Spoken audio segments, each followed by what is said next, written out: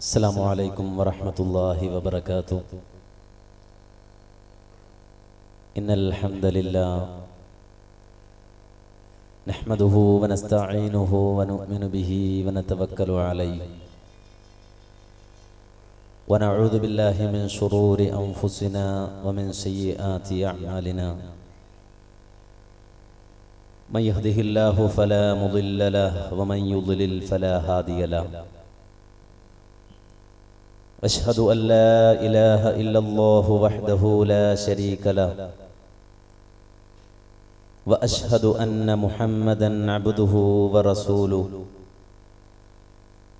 أرسله بالهدى ودين الحق ليظهره على الدين كله ولو كره المشركون.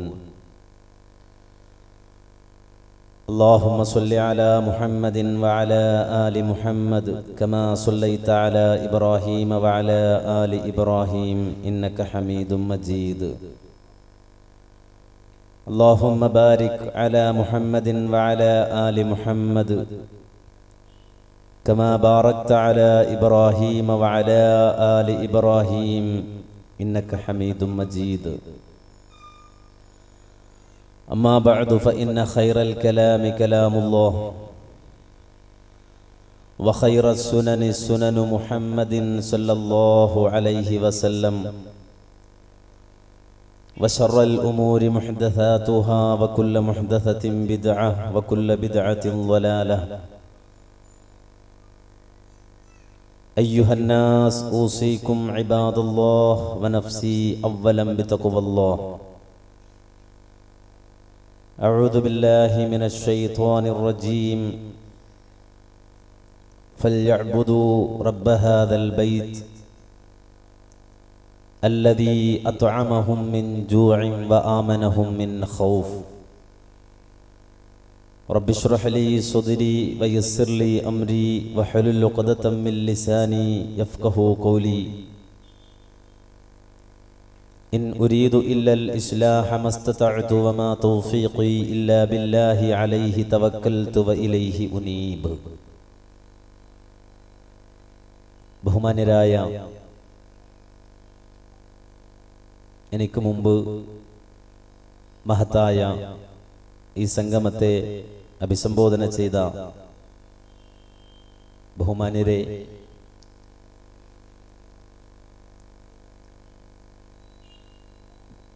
സമയം ആവശ്യപ്പെടുന്ന മഹത്തായ പരിപാടിയിലേക്ക് വന്നു ചേർന്ന പ്രിയപ്പെട്ടവരെ, നല്ലവരായ ശ്രോതാക്കളെ, അല്ലാഹു സുബ്ഹാനഹു വ തആല അവൻ സ്വീകരിക്കുന്ന മഹത്തായ ഒരു സദസ്സായി ഈ സദസ്സ് ഇത് വിട്ടുപിരിയുമ്പോൾ അല്ലാഹു കബൂൽ ചെയ്യുമാറാകട്ടെ. ഇവിടെ ഒത്തൊരുമിച്ചതുപോലെ അല്ലാഹുവിന്റെ സ്വർഗത്തിൽ ഒന്നിച്ചിരിക്കാൻ റബ്ബ് സുബ്ഹാനഹു വ തആല നമുക്ക് തൗഫീഖ് തന്ന് അനുഗ്രഹിക്കുമാറാകട്ടെ. ഇസ്ലാമോഫോബിയ എന്നത് വളരെ ആസൂത്രിതമായി ക്രിയേറ്റ് ചെയ്ത ഒരാശയമാണ്.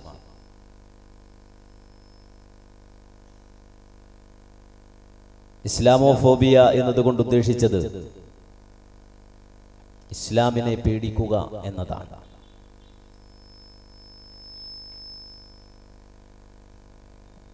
അത് രൂപീകൃതമായ ഒരു പശ്ചാത്തലത്തിൽ ലോകത്തിന്റെ മുക്കുമൂലകളിൽ ഇസ്ലാമിക പ്രബോധകർ ഇറങ്ങിച്ചെന്നുകൊണ്ട് പറഞ്ഞു, നിങ്ങളാരും ഇസ്ലാമിനെ പേടിക്കേണ്ടതില്ല. ഇസ്ലാം സിൽമാണ്, സമാധാനമാണ്. ഇസ്ലാം റഹ്മത്താണ്, കാരുണ്യമാണ്. പക്ഷെ ഇന്ന് ഒരൽപ്പം ഉറക്കെ വിളിച്ചു പറയേണ്ടി വരുന്നു, ലോകത്തെ കാപട്യത്തിന്റെയും കരിഞ്ചന്തയുടെയും കള്ളക്കടത്തിന്റെയും അഴിമതിയുടെയും വഞ്ചനയുടെയും ചൂഷണത്തിന്റെയും കുതികാൽവെട്ടിന്റെയും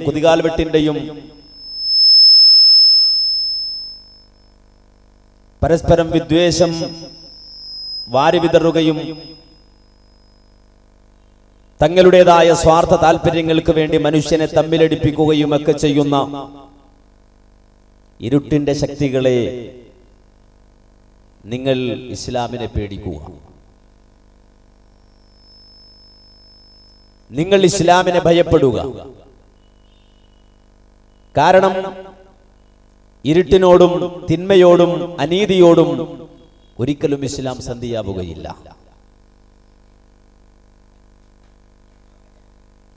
കാരണം ലോകത്തിന്റെ മുന്നിൽ വിശുദ്ധ ദീൻ കാഴ്ചവെച്ച ചില മൂല്യങ്ങളുണ്ട്.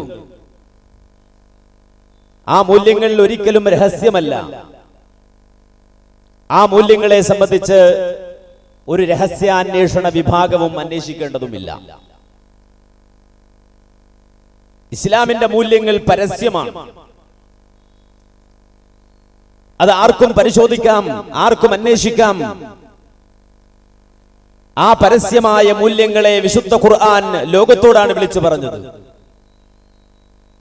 ഏതെങ്കിലും ഒരു ഗോത്രത്തിൽ കൂടിയിരിക്കുന്ന ആളുകൾക്കിടയിൽ അടക്കം പറയുന്ന ആദർശമല്ല ഇസ്ലാം.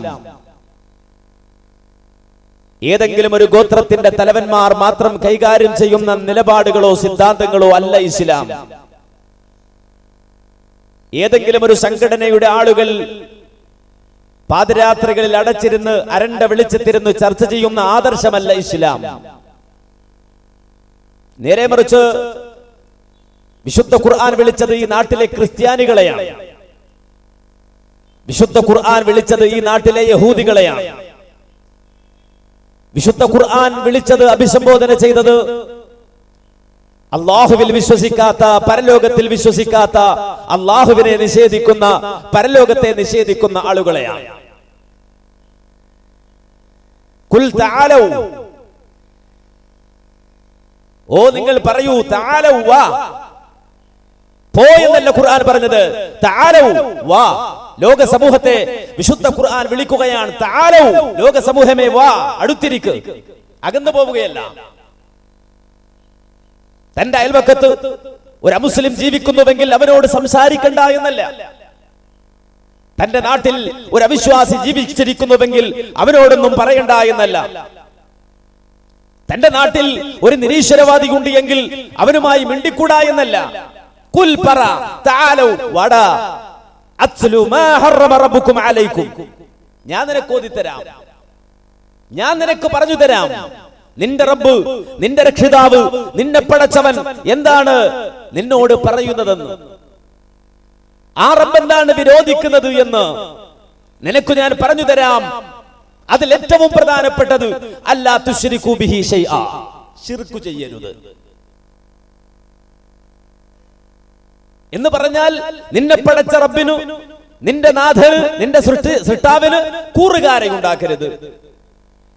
നിനക്കന്നം നൽകുന്ന റബ്ബിന് മാത്രം അവകാശപ്പെട്ടത്, പടച്ചവന് മാത്രം അവകാശപ്പെട്ടത് ഒരു പടപ്പിന് നീ കൊടുക്കരുത്. ഇബാദത്ത് ഏകനായ അല്ലാഹുവിന് മാത്രമായിരിക്കണം. നീ ആരാധനകൾ സമർപ്പിക്കുന്നത് നിന്നെ പടച്ചവൻ, നിന്നെ സൃഷ്ടിച്ചവനാരോ അവന് മാത്രമായിരിക്കണം, നിന്റെ സൃഷ്ടാവിന് മാത്രമായിരിക്കണം. അല്ലാ തുശ്രികൂ ബിഹി ശൈആ, ശിർക്ക് ചെയ്യരുത്. ഇതടക്കം പറയുകയല്ല, വിളിച്ചു പറയുകയാണ്. ഇത് രഹസ്യ ക്ലാസ് അല്ല, പരസ്യ ക്ലാസ്. ഇത് ഏതെങ്കിലും ആളുകൾക്കിടയിൽ മാത്രം പ്രസരണം ചെയ്യപ്പെടുന്ന ആദർശമല്ല. നേരെ മറിച്ച് ലോകത്തിന്റെ മുന്നിൽ ഇസ്ലാമിക സമൂഹം ഉറക്കെ വിളിച്ചു പറയും, അല്ലാ തുശ്രികൂ ബിഹി ശൈആ, ലോകമേ, ലോക സമൂഹമേ, നിങ്ങൾ ശിർക്ക് ചെയ്യരുത്. അത് വിളിച്ചു പറയുമ്പോ ലാ ഇക്റാഹ ഫിദ്ദീൻ, ഇത് അടിച്ചേൽപ്പിക്കുകയല്ല. അടിച്ചേൽപ്പിക്കാൻ അവകാശമില്ല. ഫദക്കിർ ഇന്നമാ അന്ത മുദക്കിർ, പ്രവാചകനോട് പോലും പടച്ചവൻ പറഞ്ഞത് താങ്കൾ ഉത്ബോധിപ്പിക്കുക, താങ്കൾ ഒരു ഉത്ബോധകൻ മാത്രമാണ്. അടിച്ചേൽപ്പിക്കേണ്ട, അധികാരത്തിന്റെ ദണ്ഡുപയോഗിച്ച് അടിച്ചേൽപ്പിക്കേണ്ട ആദർശമല്ല ഇത്. വ്യവസ്ഥിതി മാറിയത് കൊണ്ട് കാര്യമില്ല, അധികാരത്തിന്റെ ദണ്ഡുപയോഗിച്ചത് കൊണ്ട് കാര്യമില്ല. ലോകത്തിന്റെ മുന്നിൽ വിശുദ്ധ ഇസ്ലാം വ്യതിരിക്തമാകുന്നത് അവിടെയാണ്. നമുക്കെല്ലാവർക്കും അറിയാവുന്നത് പോലെ സർ തോമസ് മൂർ എഴുതിയ ഉട്ടോപ്പിയ എന്ന ലേഖനം തന്റെ സങ്കല്പത്തിലുള്ള ഒരു ലോകം, ആ ലോകത്തെക്കുറിച്ച് ഒരുപാട് ചിന്തിച്ച് തോമസ് മൂർ ഉട്ടോപ്പിയ എന്ന ലേഖനം എഴുതുമ്പോ ലോകത്ത് സമാധാനം ആഗ്രഹിച്ചുകൊണ്ടാണ് ആ മനുഷ്യൻ ആ നോവൽ എഴുതി പൂർത്തിയാക്കുന്നത്. സമാധാനം എങ്ങനെ സാധ്യമാകും? ലോക സമൂഹത്തിന്റെ അടിസ്ഥാന പ്രശ്നം എന്താണ്? അതന്വേഷിച്ചു ചിന്തിച്ച് അവസാനം പ്രശ്നങ്ങളില്ലാത്തൊരു ലോകമുണ്ടാകണമെന്ന് ആഗ്രഹിച്ചുകൊണ്ട് തോമസ് മൂർ ഉട്ടോപ്പിയ എന്ന ലേഖനം എഴുതുമ്പോ ആ ലോകത്തെ അദ്ദേഹം ആവിഷ്കരിച്ചത് ഒരു നാട്, സുന്ദരമായൊരു പ്രദേശം, നല്ല വിളവുള്ള ഭൂമി, ആ ഭൂമിയിൽ കുറെ മനുഷ്യർ, ആ മനുഷ്യരുടെ പ്രത്യേകത രാപ്പകൽ പണിയെടുക്കുന്നു, അവർ അധ്വാനിക്കുന്നു. പണിയെടുക്കുന്ന ആളുകൾ ജീവിക്കുന്ന ഒരു നാട്, അധ്വാനിക്കുന്നവൻ ജീവിക്കുന്ന നാട്, തൊഴിലാളികൾ മാത്രമുള്ള ഒരു നാട്. ആ നാട്ടിലെ മുഴുവൻ ആളുകളും പാടത്തും പറമ്പിലും പണിയെടുത്ത് വൈകുന്നേരമാകുമ്പോൾ തങ്ങൾക്ക് കിട്ടുന്ന ഓഹരികൾ കൊണ്ടുവന്ന് വിളവുകൾ കൊണ്ടുവന്ന് ഗവൺമെന്റിനെ ഏൽപ്പിച്ചു കൊടുക്കുന്നു. ആ ഗവൺമെന്റ് അത് സ്വീകരിക്കുന്നു. എന്നിട്ട് ആ നാട്ടിലുള്ള മുഴുവൻ ആളുകൾക്കും തുല്യമായി ഗവൺമെന്റ് അത് വീതിച്ചു കൊടുക്കുന്നു. അങ്ങനെ വരുമ്പോൾ സ്വാഭാവികമായി ആ നാട്ടിൽ മുതലാളിമാരില്ലാതാകുന്നു, സാമ്പത്തികമായ അസന്തുലിതാവസ്ഥ ഇല്ലാതാകുന്നു. എന്റെ കയ്യിൽ 1000 ഉണ്ട് എങ്കിൽ എന്റെ അയൽവാസിയുടെ കയ്യിലും 1000 ഉണ്ട്, അവനപ്പുറത്ത് താമസിക്കുന്നവന്റെ കയ്യിലും 1000 ഉണ്ട്. 1001 രൂപ കയ്യിലുള്ള, 1500 രൂപ കയ്യിലുള്ള ആരും തന്നെ ആ നാട്ടിലില്ല. അങ്ങനെ വരുമ്പോ സാമ്പത്തിക സന്തുലിതാവസ്ഥയായി, സാമ്പത്തികമായി നിലനിൽക്കുന്ന സന്തുലിതാവസ്ഥ ഇല്ലാതായി. ആ സാമ്പത്തികമായ ഒരു ഒരുമ അവർക്കിടയിൽ കടന്നു വന്നപ്പോ, സന്തുലിതാവസ്ഥ കടന്നു വന്നപ്പോ അസൂയയില്ലാതെയായി, പകയില്ലാതെയായി, പിടിച്ചുപറിയില്ലാതെയായി, അക്രമങ്ങളില്ലാതെയായി. ആ നാട്ടിലുള്ള മുഴുവൻ ആളുകളും സഹോദരങ്ങളെ പോലെ ജീവിച്ചു. ലോകം നേരിടുന്ന അടിസ്ഥാന പ്രശ്നം സാമ്പത്തികമായ അസന്തുലിതാവസ്ഥയാണ് എന്ന് പ്രഖ്യാപിച്ച് തോമസ് മൂർ ഉട്ടോപ്പിയ എന്ന ലേഖനം എഴുതി പൂർത്തിയാക്കുമ്പോ ഇങ്ങനെ ഒരു ലോകമുണ്ടായിരുന്നുവെങ്കിൽ എന്ന് അന്വേഷിച്ചുകൊണ്ട്, ആഗ്രഹിച്ചുകൊണ്ട്, ആ ലേഖനത്തിന്റെ ചുവട് പിടിച്ചുകൊണ്ട് പല ആളുകളും രംഗത്ത് വന്നു. വർഷങ്ങളോളം അവർ വലിയ 10,000-കണക്കിന് ഗ്രന്ഥങ്ങൾ അടുക്കി വെച്ച പുസ്തക കെട്ടുകളുള്ള ലൈബ്രറികളിൽ പോയി തപസ്സിരുന്നു. എന്നിട്ട് അവർ മാനിഫെസ്റ്റോകൾ എഴുതി ഉണ്ടാക്കി. എന്നിട്ട് 19-ാം നൂറ്റാണ്ടിൽ ലോകത്തിന്റെ മുന്നിൽ അത് അവതരിപ്പിച്ചു കൊടുത്തു. ലോകത്തോട് വിളിച്ചു പറഞ്ഞു, ലോകത്ത് നിലനിൽക്കുന്ന സർവ്വ പ്രശ്നങ്ങൾക്കുമുള്ള കാരണം സാമ്പത്തിക അസന്തുലിതാവസ്ഥയാണ്. അതുകൊണ്ട് മുതലാളിമാർക്കെതിരെ തൊഴിലാളികൾ സംഘടിക്കണം. തൊഴിലാളികൾ സംഘടിച്ചു. കമ്മ്യൂണിസം എന്ന പ്രത്യയശാസ്ത്രം 19-ാം നൂറ്റാണ്ടിൽ ലോകത്ത് നടപ്പാക്കി. നമുക്കെല്ലാവർക്കും അറിയാവുന്നത് പോലെ മതരംഗത്ത്, മതബോധന രംഗത്ത് അതിന്റെ ഈറ്റില്ലമായി നിലനിന്നിരുന്ന റഷ്യയുടെ മണ്ണിലേക്ക് കമ്മ്യൂണിസം കടന്നു വന്നു. ആ കമ്മ്യൂണിസം ഒരു രാഷ്ട്രമായി മാറി. സോവിയറ്റ് റഷ്യ എന്നത് ഒരു കമ്മ്യൂണിസ്റ്റ് രാജ്യമായി മാറി. ഒരു പുതിയ പ്രകാശം ലോകത്തേക്ക് കടന്നു വരികയാണെന്ന് ആളുകൾ തെറ്റിദ്ധരിച്ചു. എന്നാൽ സർ ചക്രവർത്തിമാർ ഭരിച്ചുകൊണ്ടിരുന്ന ആ നാട്ടിലേക്ക് കമ്മ്യൂണിസം കടന്നു വന്നപ്പോ അവർ ആ നാട്ടുകാരോട് പറഞ്ഞു, നിങ്ങൾക്കിനി ദാരിദ്ര്യമുണ്ടാവില്ല, നിങ്ങൾ കൊയ്യും വിളയെല്ലാം നിങ്ങളുടേതാകും, നിങ്ങളുടേതായി മാറുന്ന ഒരു കാലത്തേക്കാണ് നിങ്ങൾ പോകുന്നത്. നിങ്ങളെ ഭരിക്കാൻ ഇനി ജന്മിമാരുണ്ടാവുകയില്ല, നിങ്ങൾ അടിച്ചമർത്തപ്പെടുകയുണ്ടാവുകയില്ല. നേരെ മറിച്ച് നിങ്ങളെല്ലാം മുതലാളിമാരാവുകയാണ്, നിങ്ങളെല്ലാവരും സമ്പത്തുള്ളവരായി മാറുകയാണ്. അവസാനം ആ സർ ചക്രവർത്തിമാരുടെ കീഴിൽ വർഷങ്ങളോളം ജീവിച്ചിരുന്ന ആ ജനത കമ്മ്യൂണിസ്റ്റ് ഭരണത്തിന്റെ കീഴിലേക്ക് കടന്നു വന്നു. പിന്നീട് കാലങ്ങൾ ഒന്നിനു പുറകെ ഒന്നായി കൊഴിഞ്ഞു പോയപ്പോ റഷ്യക്കാരെ വിളിച്ചുകൊണ്ട് ചോദിച്ചു, എന്താണ് നിങ്ങളുടെ അഖ്ബാർ, എന്താണ് നിന്റെ വിശേഷം, സുഖമാണോ എന്ന് ചോദിച്ചപ്പോ റഷ്യയിലെ ജനങ്ങൾ പറഞ്ഞു, പണ്ട് സർ ചക്രവർത്തിമാർ ഞങ്ങളെ ഭരിച്ചുകൊണ്ടിരുന്നപ്പോ ഞങ്ങൾക്ക് തിന്നാൻ അരി ഉണ്ടായിരുന്നില്ല, ഞങ്ങൾക്ക് കഴിക്കാൻ ആഹാരം ഉണ്ടായിരുന്നില്ല, പക്ഷേ ആഹാരം അല്ലെങ്കിൽ അരി ചോദിക്കാനുള്ള അവകാശമുണ്ടായിരുന്നു. കാലങ്ങൾ പിന്നിടുമ്പോ, വർഷങ്ങൾ പിന്നിടുമ്പോ ഇന്ന് ഞങ്ങൾക്ക് അരിയുമില്ല, അരി ചോദിക്കാനുള്ള അവകാശവുമില്ല. ആ പ്രത്യയശാസ്ത്രം അവിടെ തകർന്നടിഞ്ഞു വീണു. ആ ഭൗതിക സംഹിത തകർന്നടിഞ്ഞു വീഴുന്നത് നമ്മൾ കാണുകയാണ്.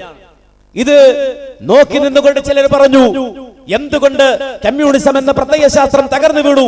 അതിനെ സംബന്ധിച്ച് നിരൂപണം നടത്തിയ ആളുകൾ, നിയമജ്ഞരായ ആളുകൾ, സാമൂഹ്യ ശാസ്ത്രജ്ഞരായ ആളുകൾ പറഞ്ഞു, ഒരു ഭരണകൂട സംവിധാനത്തിലല്ലാതെ ആ ഭൗതിക പ്രത്യയശാസ്ത്രത്തിന് നിലനിൽപ്പില്ല.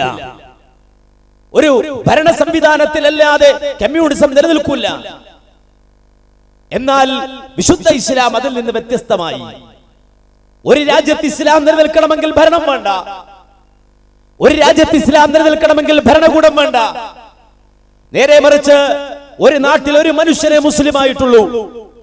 120 കോടി മനുഷ്യർ ജീവിക്കുന്ന, അവർ ഭരണം ഭരിക്കുന്ന, അവരുടെ നിയമം പാസാക്കുന്ന ഒരു നാട്ടിൽ ഈ 120 കോടി മനുഷ്യർക്കിടയിൽ ഒരേ ഒരു മനുഷ്യൻ മാത്രമേ മുസ്ലിമായിട്ടുള്ളൂവെങ്കിൽ ആ ഒരു മനുഷ്യന് മുസ്ലിമായി ജീവിക്കാം. അതാണ് ഇസ്ലാം. അതാണ് ഇസ്ലാം. ഈ രൂപത്തിൽ വ്യവസ്ഥിതിയുടെ മാറ്റമല്ല, മനസ്ഥിതിയുടെ മാറ്റമാണ് ഇസ്ലാമിക സമൂഹം ലോകത്തിന്റെ മുന്നിൽ വെച്ചത്. അതുകൊണ്ട് ഭരണകൂട അട്ടിമറി എന്നത് മുസ്ലിം സമൂഹത്തിന്റെ അജണ്ടയല്ല. ഭരണകൂട അട്ടിമറി എന്നത് മുസ്ലിം സമൂഹം അജണ്ടയായി സ്വീകരിച്ചിട്ടില്ല. അങ്ങനെ സ്വീകരിക്കണമെന്ന് അല്ലാഹു സുബ്ഹാനഹു വ തആല വിശ്വാസികളോട് പറഞ്ഞിട്ടില്ല. ഒരു നാട്ടിൽ നിങ്ങൾ ചെന്നാൽ ആദ്യം പിടിച്ചടക്കേണ്ടത് അധികാര കസേരയാണ്. ആ അധികാര കസേര പിടിച്ചടക്കി ആ അധികാരത്തിന്റെ തിണ്ണബലത്തിൽ ഇസ്ലാമിനെ നടപ്പാക്കണമെന്ന് ലോകത്തോട്, അല്ല ഒരു പ്രവാചകനോട് പോലും അല്ലാഹു സുബ്ഹാനഹു വ തആല കൽപ്പിച്ചിട്ടില്ല. നേരെ മറിച്ച് ഭരിച്ച പ്രവാചകന്മാർ കഴിഞ്ഞുപോയി, അധികാരമുള്ള രാജാക്കന്മാരായ പ്രവാചകന്മാർ കഴിഞ്ഞുപോയി. അതുപോലെ തന്നെ ഒരധികാരവുമില്ലാതെ അധ്വാനിച്ച് പണിയെടുത്ത് തൊഴിൽ ചെയ്ത് ജീവിച്ച പ്രവാചകന്മാർ കഴിഞ്ഞുപോയി.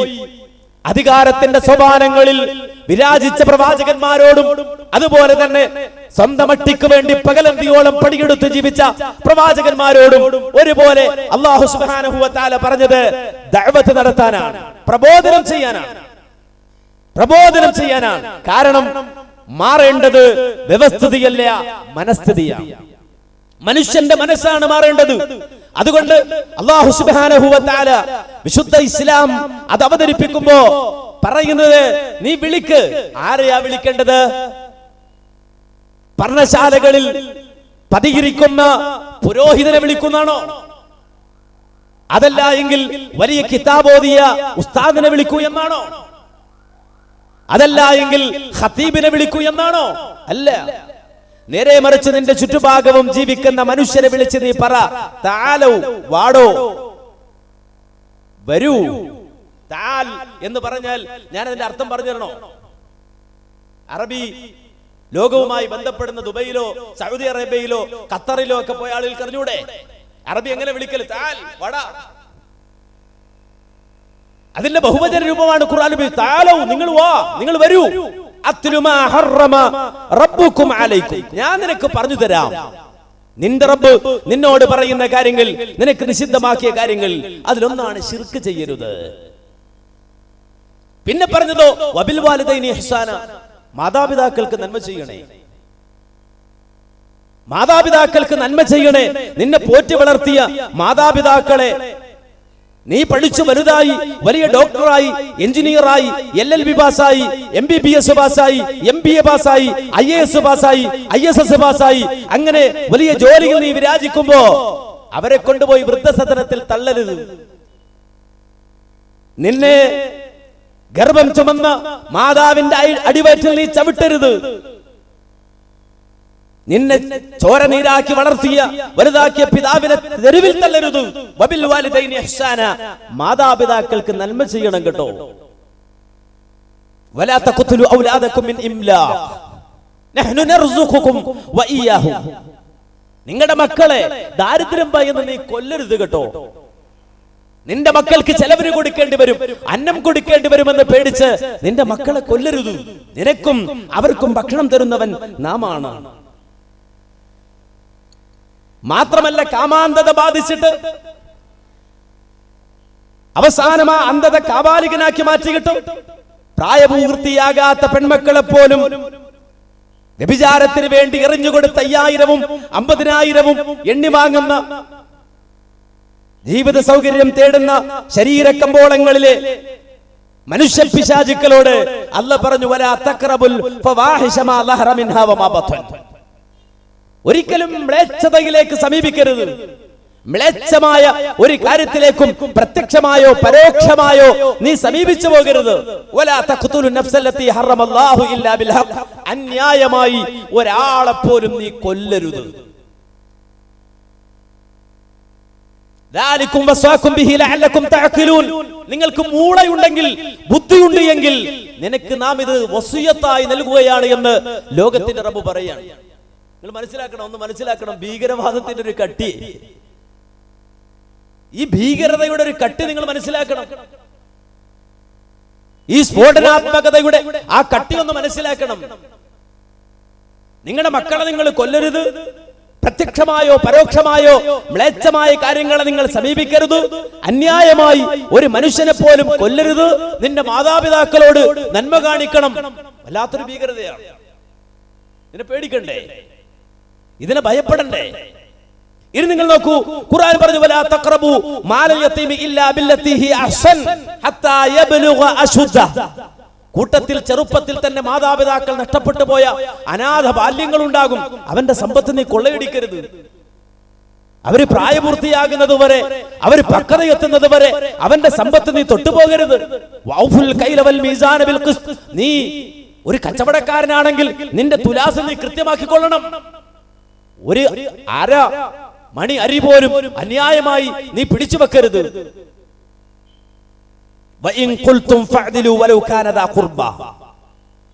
നീ ഒരു മധ്യസ്ഥനാകേണ്ടി വന്നാൽ, ജഡ്ജിയാകേണ്ടി വന്നാൽ, നിന്റെ കുടുംബത്തിന്റെ പ്രശ്നത്തിൽ പോലും, കുടുംബക്കാരന്റെ വിഷയത്തിൽ പോലും ഒരിക്കലും അന്യായത്തിന് കൂട്ടുനിൽക്കരുത്. നീതി പാലിച്ചോണം.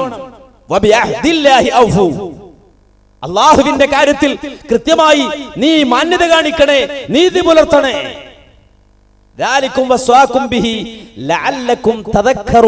നിങ്ങൾ ചിന്തിക്കുന്നവരാണെങ്കിൽ, ഓർക്കുന്നവരാണെങ്കിൽ അള്ളാഹു നിങ്ങൾക്ക് നൽകുന്ന വസിയ്യത്താണിത്. ഇത്രയും കാര്യം എണ്ണിപ്പറഞ്ഞിട്ട മുഹമ്മദ് നബി സല്ലല്ലാഹു അലൈഹി വസല്ലമ ആ വഴിയെ ചൂണ്ടി പറയാൻ, ആ വഴിയെ ചൂണ്ടി പ്രഖ്യാപിക്കുവാൻ പ്രവാചകനോട് പോലും അല്ലാഹു പറഞ്ഞത് വഅന്ന ഹാദാ സിറാത്തി മുസ്തഖീമ. നാം വിശദീകരിച്ചു വന്നത് ലോകത്തിന്റെ മുന്നിൽ അവതരിപ്പിക്കാൻ അല്ലാഹു സുബ്ഹാനഹു വ തആല മുന്നോട്ട് വെച്ച ആശയങ്ങൾ വളരെ വ്യക്തമാണ്. ശിർക്കെന്ന പാതകത്തിനെതിരെ, മാതാപിതാക്കളോട് അന്യായം ചെയ്യുന്നതിനെതിരെ, സ്വന്തം ചോരയിൽ പിറന്ന മക്കളെ കൊല്ലുന്നതിനെതിരെ, പ്രത്യക്ഷമായോ പരോക്ഷമായോ മ്ലേച്ഛവൃത്തികളെ സമീപിക്കുന്നതിനെതിരെ, അന്യായമായി മനുഷ്യരെ കൊല്ലുന്നതിനെതിരെ, അനാഥയുടെ സമ്പത്ത് കൊള്ളയടിക്കുന്നതിനെതിരെ, അളവിലും തൂക്കത്തിലും കൃത്രിമം കാണിക്കുന്നതിനെതിരെ, കൂട്ടുകുടുംബാദികൾക്ക് വേണ്ടി സ്വജനപക്ഷപാതിയായി അവർക്ക് വേണ്ടിയിട്ട് നീതിയെ കുടിച്ചു മൂടുന്നതിനെതിരെ സംസാരിച്ചുകൊണ്ടാണ് മുഹമ്മദ് നബിയോട് പ്രഖ്യാപിക്കാൻ അല്ലാഹു പറയുന്നത് വഅന്ന ഹാദാ സിറാത്തി മുസ്തഖീമ. ഇതാണ് എന്റെ വഴി. അതാ ഞാൻ പറഞ്ഞു, ഒരു രഹസ്യാന്വേഷണ കമ്മീഷന്റെയും ആവശ്യമില്ല ഇസ്ലാമിനെ കുറിച്ച് പഠിക്കാൻ. ഇത് തെളിച്ചമുള്ള ആദർശമാണ്. വഅന്ന ഹാദാ സിറാത്തി മുസ്തഖീമ, ഇതാണ് എന്റെ വഴി. ഫത്തബിഉ, പ്രവാചകനോട് പറയാനല്ല കൽപ്പിക്കുകയാണ്, ഈ വഴി നിങ്ങൾ പിൻപറ്റ്. വലാ തത്തബിഉ സുബുല ഫതഫറഖ ബികും അൻ സബീലി, വേറെ ഒരു വഴിയുടെ പിന്നാലെയും നിങ്ങൾ പോകണ്ട, വേറൊരു മാർഗത്തിന്റെ പിന്നാലെയും നിങ്ങൾ പോകേണ്ട. ദാലികും വസ്വാകും ബിഹി ലഅല്ലകും തത്തഖൂൻ, നിങ്ങൾ സൂക്ഷ്മത പാലിക്കുന്നവരാകാൻ, തഖ്വയുള്ളവരാകാൻ അല്ലാഹു സുബ്ഹാനഹു വ തആല നിങ്ങളോട് ഇതുകൊണ്ട് വസിയ്യത്ത് ചെയ്യുകയാണ്. നിങ്ങൾ നോക്കൂ, വസിയ്യത്താണിത്. വസിയ്യത്ത് എന്ന് പറഞ്ഞാൽ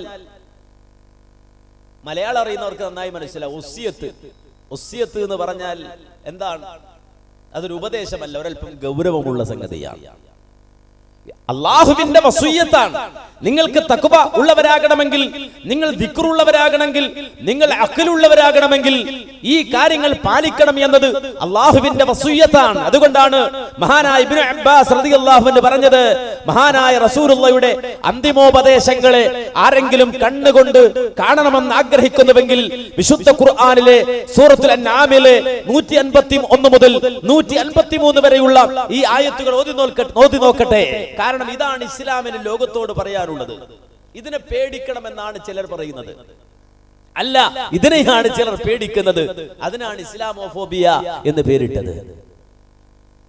ഇതിനിപ്പോ ആരാ പേടിക്കണ്ട്? ഇതിനെ ആരാണ് ഭയപ്പെടേണ്ടത്? ഇത് നടപ്പാക്കാൻ വേണ്ടി ഏത് സ്ഫോടന നടത്തേണ്ടത്? ഇത് നടപ്പാക്കാൻ വേണ്ടി എന്തിനാ ചാവേറുകൾ സൃഷ്ടിക്കപ്പെടേണ്ടത്? സഹോദരങ്ങളെ, അതുകൊണ്ട് തന്നെ ഇസ്ലാം എന്താണ് എന്ന് ഉറക്കെ പറയാൻ നമുക്ക് സാധിക്കേണ്ടതുണ്ട്. നമുക്ക് ഒളിച്ചു നടക്കേണ്ടവരോ തലകുനിച്ച് നടക്കേണ്ടവരോ അല്ല. നമ്മുടെ അഭിമാനം, നമ്മുടെ ഇസ്സത്ത് അത് മനോരമക്കാരന്റെ കയ്യിലോ മാതൃഭൂമിക്കാരന്റെ കയ്യിലോ അല്ല. ഏതെങ്കിലും ഒരു പത്രമുതലാളിയുടെ കയ്യിലാണ് മുസ്ലിം ഉമ്മത്തിന്റെ ഇസ്സത്തുള്ളത് എന്ന് ആരെങ്കിലും തെറ്റിദ്ധരിച്ചിട്ടുണ്ട് എങ്കിൽ ആ ധാരണ പിഴുതെറിഞ്ഞോ. ഒരു പത്രമുതലാളിയുടെയും കയ്യിലല്ല മുസ്ലിം ഉമ്മത്തിന്റെ ഇസ്സത്തുള്ളത്. ലോകത്തുള്ള സർവ്വപത്രങ്ങളും സർവ്വ മീഡിയകളും ഒരുപോലെ ഇസ്ലാമിക സമൂഹത്തെ തെറ്റിദ്ധരിപ്പിക്കുവാൻ വേണ്ടി ഒന്നിച്ചണിനിരന്നാലും അല്ലാഹു സുബ്ഹാനഹു വ തആല ലോകത്ത് നിലനിർത്തിയ ഒരു സംവിധാനമുണ്ട്. ഒരു പത്രമുതലാളിക്കും തകർക്കാൻ കഴിയാത്ത, ഒരു കുത്തക മുതലാളിക്കും തകർക്കാൻ കഴിയാത്ത സംരക്ഷണം കൊണ്ട് അല്ലാഹു സുബ്ഹാനഹു വ തആല ലോകത്ത് നിലനിർത്തിയ അവന്റെ ഒരു മാധ്യമമുണ്ട്. അതാണ് വിശുദ്ധ ഖുർആൻ. ഇന്നാ നഹ്നു നസ്സൽനൽ ഖുർആൻ ഇന്നാ നഹ്നു നസ്സൽന ദിക്റ വ ഇന്നാ ലഹു ലഹാഫിദൂൻ. ഞാനിത് സംരക്ഷിക്കുമെന്ന് അല്ലാഹു വെറുതെ പറഞ്ഞതല്ല. ഇതിനെ ഞാൻ സംരക്ഷിക്കും. കാരണം ഇത് മൂല്യവത്താണ്, ഇത് രേഖയാണ്. ഈ രേഖ നഷ്ടപ്പെടൂല, നഷ്ടപ്പെടാൻ സമ്മതിക്കൂല. ആരെല്ലാം ഒന്നിച്ച് വിചാരിച്ചാലും, ആരെല്ലാം തന്നെ ഐക്യപ്പെട്ടാലും ഈ മൂല്യവത്തായ രേഖയെ തകർക്കാൻ കഴിയില്ല എങ്കിൽ, ഖുർആനാകുന്ന ആ വേദഗ്രന്ഥത്തെ നശിപ്പിച്ചില്ലാതാക്കാൻ സാധിക്കുകയില്ല എങ്കിൽ മുസ്ലിം ഉമ്മത്തിന്റെ ഇസ്സത്തിന് ഒരുത്തരും കാവലിരിക്കണ്ട. അങ്ങനെയുണ്ട് ചില ആളുകൾ, മുസ്ലിം ഉമ്മത്തിന്റെ ഇസ്സത്തിന് കാവലിരിക്കുന്ന കുറെ മനുഷ്യന്മാര്.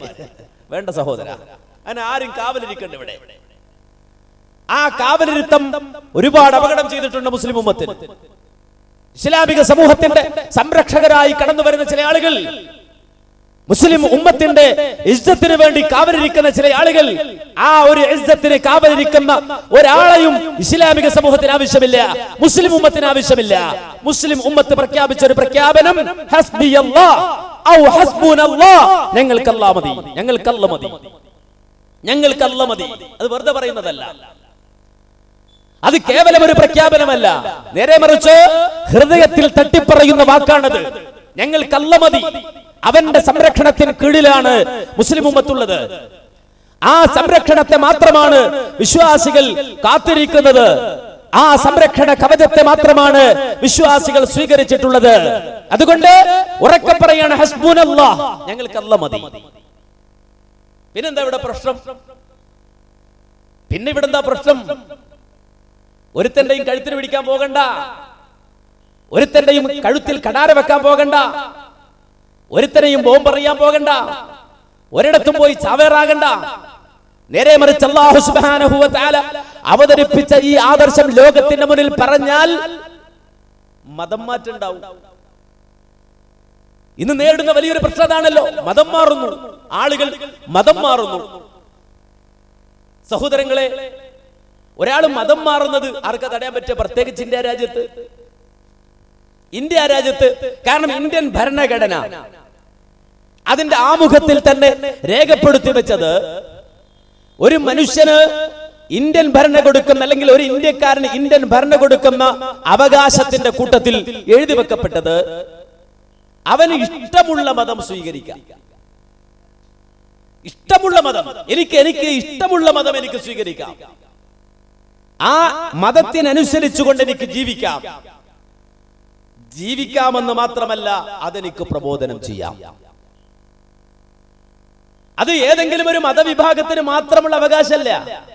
ഈ നാട്ടിൽ ഹൈന്ദവരുണ്ടെങ്കിൽ, ഈ നാട്ടിൽ ക്രൈസ്തവരുണ്ടെങ്കിൽ, ഈ നാട്ടിൽ പാഴ്സികൾ ഉണ്ട് എങ്കിൽ, ഈ നാട്ടിൽ ബൗദ്ധരുണ്ട് എങ്കിൽ, ഈ നാട്ടിൽ യുക്തിവാദികളുണ്ടെങ്കിൽ, ഈ നാട്ടിൽ ഭൗതികവാദികളുണ്ട് എങ്കിൽ, അവരവർ വിശ്വസിക്കുന്ന വിശ്വാസ സംഹിതകളെ സ്വീകരിക്കുവാനും ആചരിക്കുവാനും അതുറക്കെ പറയുവാനും ഉള്ള അവകാശം ഇന്ത്യൻ ഭരണഘടന അതിന്റെ ആമുഖത്തിൽ തന്നെ എഴുതി വെച്ച് ഇന്ത്യ രാജ്യത്ത് ജീവിക്കുന്ന ഏതൊരു മനുഷ്യന്റെയും പൗരാവകാശമായി എഴുതി രേഖപ്പെടുത്തി വെച്ചിട്ടുള്ള കാര്യമാണ് എങ്കിൽ സ്വതന്ത്രാനന്തര ഇന്ത്യയിൽ ഇന്ന് വരെ ചോദ്യം ചെയ്യപ്പെടാതെ പരിപാലിക്കപ്പെടുന്ന ഒരു സംവിധാനമാണ്, നിയമവ്യവസ്ഥയാണിത് എങ്കിൽ അതിന്റെ പേരിൽ ഒരാളെ ക്രൂശിക്കണോ? ഇപ്പൊ മതം മാറിയത് ആരൊക്കെയാണെന്ന് അന്വേഷിക്കുക, അവരുടെ ലിസ്റ്റ് എടുക്കുക. ആരൊക്കെ മതം മാറിയത്, ആരൊക്കെ ഇസ്ലാമിലേക്ക് വന്നത്, ആരൊക്കെ മുസ്ലിം ആയത്? നിങ്ങൾ ചിന്തിച്ചു നോക്കൂ, ആലോചിച്ച് നോക്കൂ സഹോദരങ്ങളെ. ഒരു നാട്ടിൽ ജീവിക്കുന്ന ആളുകൾ അതിന്റെ നിയമവ്യവസ്ഥ, അതിന്റെ ഭരണവ്യവസ്ഥ, അതിന്റെ ഭരണകൂടത്തിൽ അല്ലെങ്കിൽ ഭരണകൂട വ്യവസ്ഥയിൽ നിർബന്ധമായും പാലിക്കേണ്ട കണിശമായ നിയമങ്ങളെ ബഹുമാനിക്കുകയും ആദരിക്കുകയും സ്വീകരിക്കുകയും ചെയ്യേണ്ടവരല്ലേ? ആ കണക്കെടുപ്പിന് എന്താ അർത്ഥമുള്ളത്? എത്ര ആളുകൾ മുസ്ലിമായി, എത്ര ആളുകൾ മുസ്ലിമായിരുന്ന ആളുകൾ, എത്ര പേര് ഹിന്ദുവായി, എത്ര ആളുകൾ ക്രിസ്ത്യാനികളായി? ആ കണക്കെടുപ്പിന് എന്താ അർത്ഥമുള്ളത്? പക്ഷെ ഇന്ന് വളരെ വ്യാപകമായി കണക്കെടുപ്പ് നടക്കുന്നു എന്ന് മാത്രമല്ല, ഇങ്ങനെ ഇസ്ലാമിലേക്ക് വന്ന ആളുകൾ മുഴുവനും അവരൊന്നുകിൽ IS ആണ്. ആരാ പറഞ്ഞത് അവർ IS ആണ് എന്ന്? ഏത് തെളിവിന്റെ അടിസ്ഥാനത്തിലാണ് അവർ IS ആണ് എന്ന് പറയുന്നത്? ഏത് തെളിവിന്റെ അടിസ്ഥാനത്തിലാണ് അവർ ഭീകരവാദികളാണ് എന്ന് പറയുന്നത്? നിങ്ങൾ മനസ്സിലാക്കണം. ഇവിടുത്തെ ജഡ്ജി ആരാ? ഇവിടുത്തെ നിയമപാലകനാരാ? ഇവിടുത്തെ SI ആരാ? ഇവിടുത്തെ സർക്കിൾ ആരാ? ഇവിടുത്തെ കോടതി ആരാ? വളരെ കൃത്യമായി കണിശമായി മുസ്ലിം ഉമ്മത്ത് ബോധത്തോടുകൂടി തന്നെ സമൂഹ മധ്യത്തിൽ ഇറങ്ങി ജനങ്ങളെ ബോധവൽക്കരിക്കേണ്ടതുണ്ട്. ഒരു പത്രക്കാരനും ഇവിടുത്തെ ജഡ്ജിയല്ല, അവനല്ല വിധി പറയേണ്ടത്, പത്രമല്ല, മീഡിയയല്ല വിധി പറയേണ്ടത്. ഇവിടെ പേനെടുക്ക എഴുതേണ്ട പിടിപ്പിക്കണേ. അവനവന് വേണ്ടി ഓരോ പത്രങ്ങളും നമുക്കറിയാം, അവനവൻ ചേരി എന്നാണ് അതിന് പറയേണ്ടത്. നീതിക്ക്, നന്മക്ക്, ന്യായത്തിന് എന്നൊക്കെയാണ് പരസ്യവാചകം. പക്ഷേ അവനവന്റെ ആമാശയ വ്യവസ്ഥക്കനുസരിച്ചുകൊണ്ട് മാത്രമാണ് അവന്റെ കൈകൾ ചലിക്കുന്നത്. അല്ല, അതിനപ്പുറത്തേക്ക് ഒരു നീതിയും ഒരു ന്യായബോധവും ഒരു തരത്തിലുള്ള നന്മയും ഈ പറയുന്ന മാധ്യമ സംവിധാനങ്ങൾക്കില്ലാതെ പോകുമ്പോ മാധ്യമങ്ങൾ ജഡ്ജിയാകുന്ന, അവർ തീരുമാനം പറയുന്ന, അവർ ഭീകരവാദികളെ ഉണ്ടാക്കുന്ന, അവർ കുറ്റവാളികളെ വിധിക്കുന്ന, അവർ ശിക്ഷ വിധിക്കുന്ന ഒരു കാലഘട്ടത്തിലേക്ക് ഒരു സമൂഹം നീങ്ങിപ്പോകുന്നുവെങ്കിൽ അത് അപകടകരമാണ്. രാവിലെ കിട്ടുന്ന പത്രത്തിലാണ് നമ്മൾ ജഡ്ജിമെന്റ് വായിക്കുന്നത്. ഇതെന്ത് ജഡ്ജിമെന്റാ? വളരെ കൃത്യമായി പ്രിയമുള്ള സഹോദരങ്ങൾ മനസ്സിലാക്കണം. ഒരു മനുഷ്യൻ വിശുദ്ധ ഇസ്ലാം സ്വീകരിച്ചിട്ടുണ്ടെങ്കിൽ പ്രലോഭനം മുഖേനയോ പ്രകോപനം മുഖേനയോ ഏതെങ്കിലും ഒരാൾ ഏതെങ്കിലും ഒരു മതം സ്വീകരിച്ചിട്ടുണ്ടെങ്കിൽ ഇസ്ലാമിക ദൃഷ്ട്യ അഥവാ മതത്തിന്റെ നോട്ടത്തിൽ അവൻ കുറ്റവാളിയാണ്. പ്രകോപനം കൊണ്ടോ പ്രലോഭനം കൊണ്ടോ ഒരാൾ മുസ്ലിം ആയിട്ടുണ്ട് എങ്കിൽ ഖുർആനിന്റെയും സുന്നത്തിന്റെയും അടിസ്ഥാനത്തിൽ അവന്റെ ആ മതം ഇസ്ലാം സ്വീകരിച്ച ആ നടപടി, ആ നിലപാട് ഒരിക്കലും അത് അംഗീകരിക്കുന്നില്ല. കുറെ പൈസ തരാം, നീ മതം മാറോ എന്ന് ചോദിക്കുമ്പോ ഒരാളാ ഞാൻ മതം മാറാന്ന് പറഞ്ഞ അവരെയൊക്കെ സ്വീകരിക്കുന്ന ഒരു മതമാണെങ്കിൽ നിങ്ങൾ ചിന്തിച്ചു നോക്കുക, വല്ല വില ഉണ്ട് ഈ മതത്തിന്? കാരണം 2 ലക്ഷം തരാം എന്ന് പറയുമ്പോ മുസ്ലിം ആകുന്നവൻ 4 ലക്ഷം തരാം എന്ന് പറയുമ്പോ ജൂതനാവൂല്ലേ? ആ ഒരു വ്യവസ്ഥക്ക് വല്ല സ്വീകാര്യതയുണ്ടോ? ഇല്ലല്ലോ. പ്രലോഭനം മുഖേനയോ പ്രകോപനം മുഖേനയോ ഒരുതരം മതം മാറ്റിയാൽ ഇന്ത്യൻ നിയമപ്രകാരവും അത് തെറ്റാണ്. അങ്ങനെ മതം മാറ്റാൻ അവകാശമില്ല ആർക്കും അവകാശമില്ല. അങ്ങനെ ആരെങ്കിലും മതം മാറ്റിയാൽ അത് കുറ്റമാണ്, തെറ്റാണ്, നിയമത്തിനെതിരാണ്. അപ്പൊ അത്തരമൊരു മതം മാറ്റം എവിടെങ്കിലും നടന്നോ എന്ന് അന്വേഷിക്കാം. അങ്ങനെ നടന്നിട്ടുണ്ട് എങ്കിൽ അത് കൃത്യമായി അന്വേഷിച്ച് അതിനുള്ള ശിക്ഷ വിധിക്കാം. പക്ഷെ ഇന്ന് വളരെ ടാർഗറ്റ് ചെയ്യപ്പെടുകയാണ്. എന്ത്? നിങ്ങൾ മനസ്സിലാക്കണം, ഒരാളും മതം മാറിക്കൂടാ. എങ്കിൽ ആദ്യം തിരുത്തി കുറിക്കേണ്ടത് ഇന്ത്യയുടെ ഭരണഘടനയാണ്. അത് പരസ്യമായിട്ട് പറ, ഞങ്ങൾ ഇന്ത്യയുടെ ഭരണഘടന മാറ്റിയിരിക്കുന്നു, ഇന്ത്യൻ ഭരണഘടന ഞങ്ങൾ പൊളിച്ചെഴുതിയിരിക്കുന്നു, അല്ലെങ്കിൽ ആ ഇന്ത്യന്റെ ഭരണഘടനയെ ഞങ്ങൾ പുറങ്കാലുകൊണ്ട് ചവിട്ടി എറിഞ്ഞിരിക്കുന്നു പറ. അത് പറയോ? ഇല്ല, ഞങ്ങളുടെ ഭരണഘടന ഇന്ത്യൻ ഭരണഘടനയാണ്. പക്ഷെ ആരും മതം മാറരുത്. ഇത് ഭരണഘടന? ഇത് ഏത് ഭരണഘടനയാ? മതം മാറാൻ അവകാശമുണ്ട് ഇന്ത്യ രാജ്യത്ത്. മുസ്ലിമായി നടന്നോ ചിലപ്പോ ക്രിസ്ത്യാനി എന്ന് വരും, ഒരു ക്രിസ്ത്യാനി ഹിന്ദുവായി എന്ന് വരും, ആ ഹിന്ദു ചിലപ്പോ മുസ്ലിമായി എന്ന് വരും.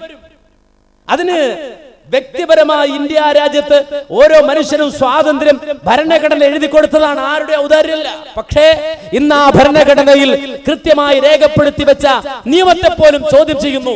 ആര്? മുത്തശ്ശിപ്പത്രങ്ങൾ. നിങ്ങൾ മനസ്സിലാക്കേണ്ടതുണ്ട്, ഇത് അപകടകരമാണ്. ഇതൊരിക്കലും ഇന്ത്യ രാജ്യത്ത് ജീവിക്കുന്ന ഒരാൾക്ക് ഉൾക്കൊള്ളാൻ കഴിയുന്നതല്ല.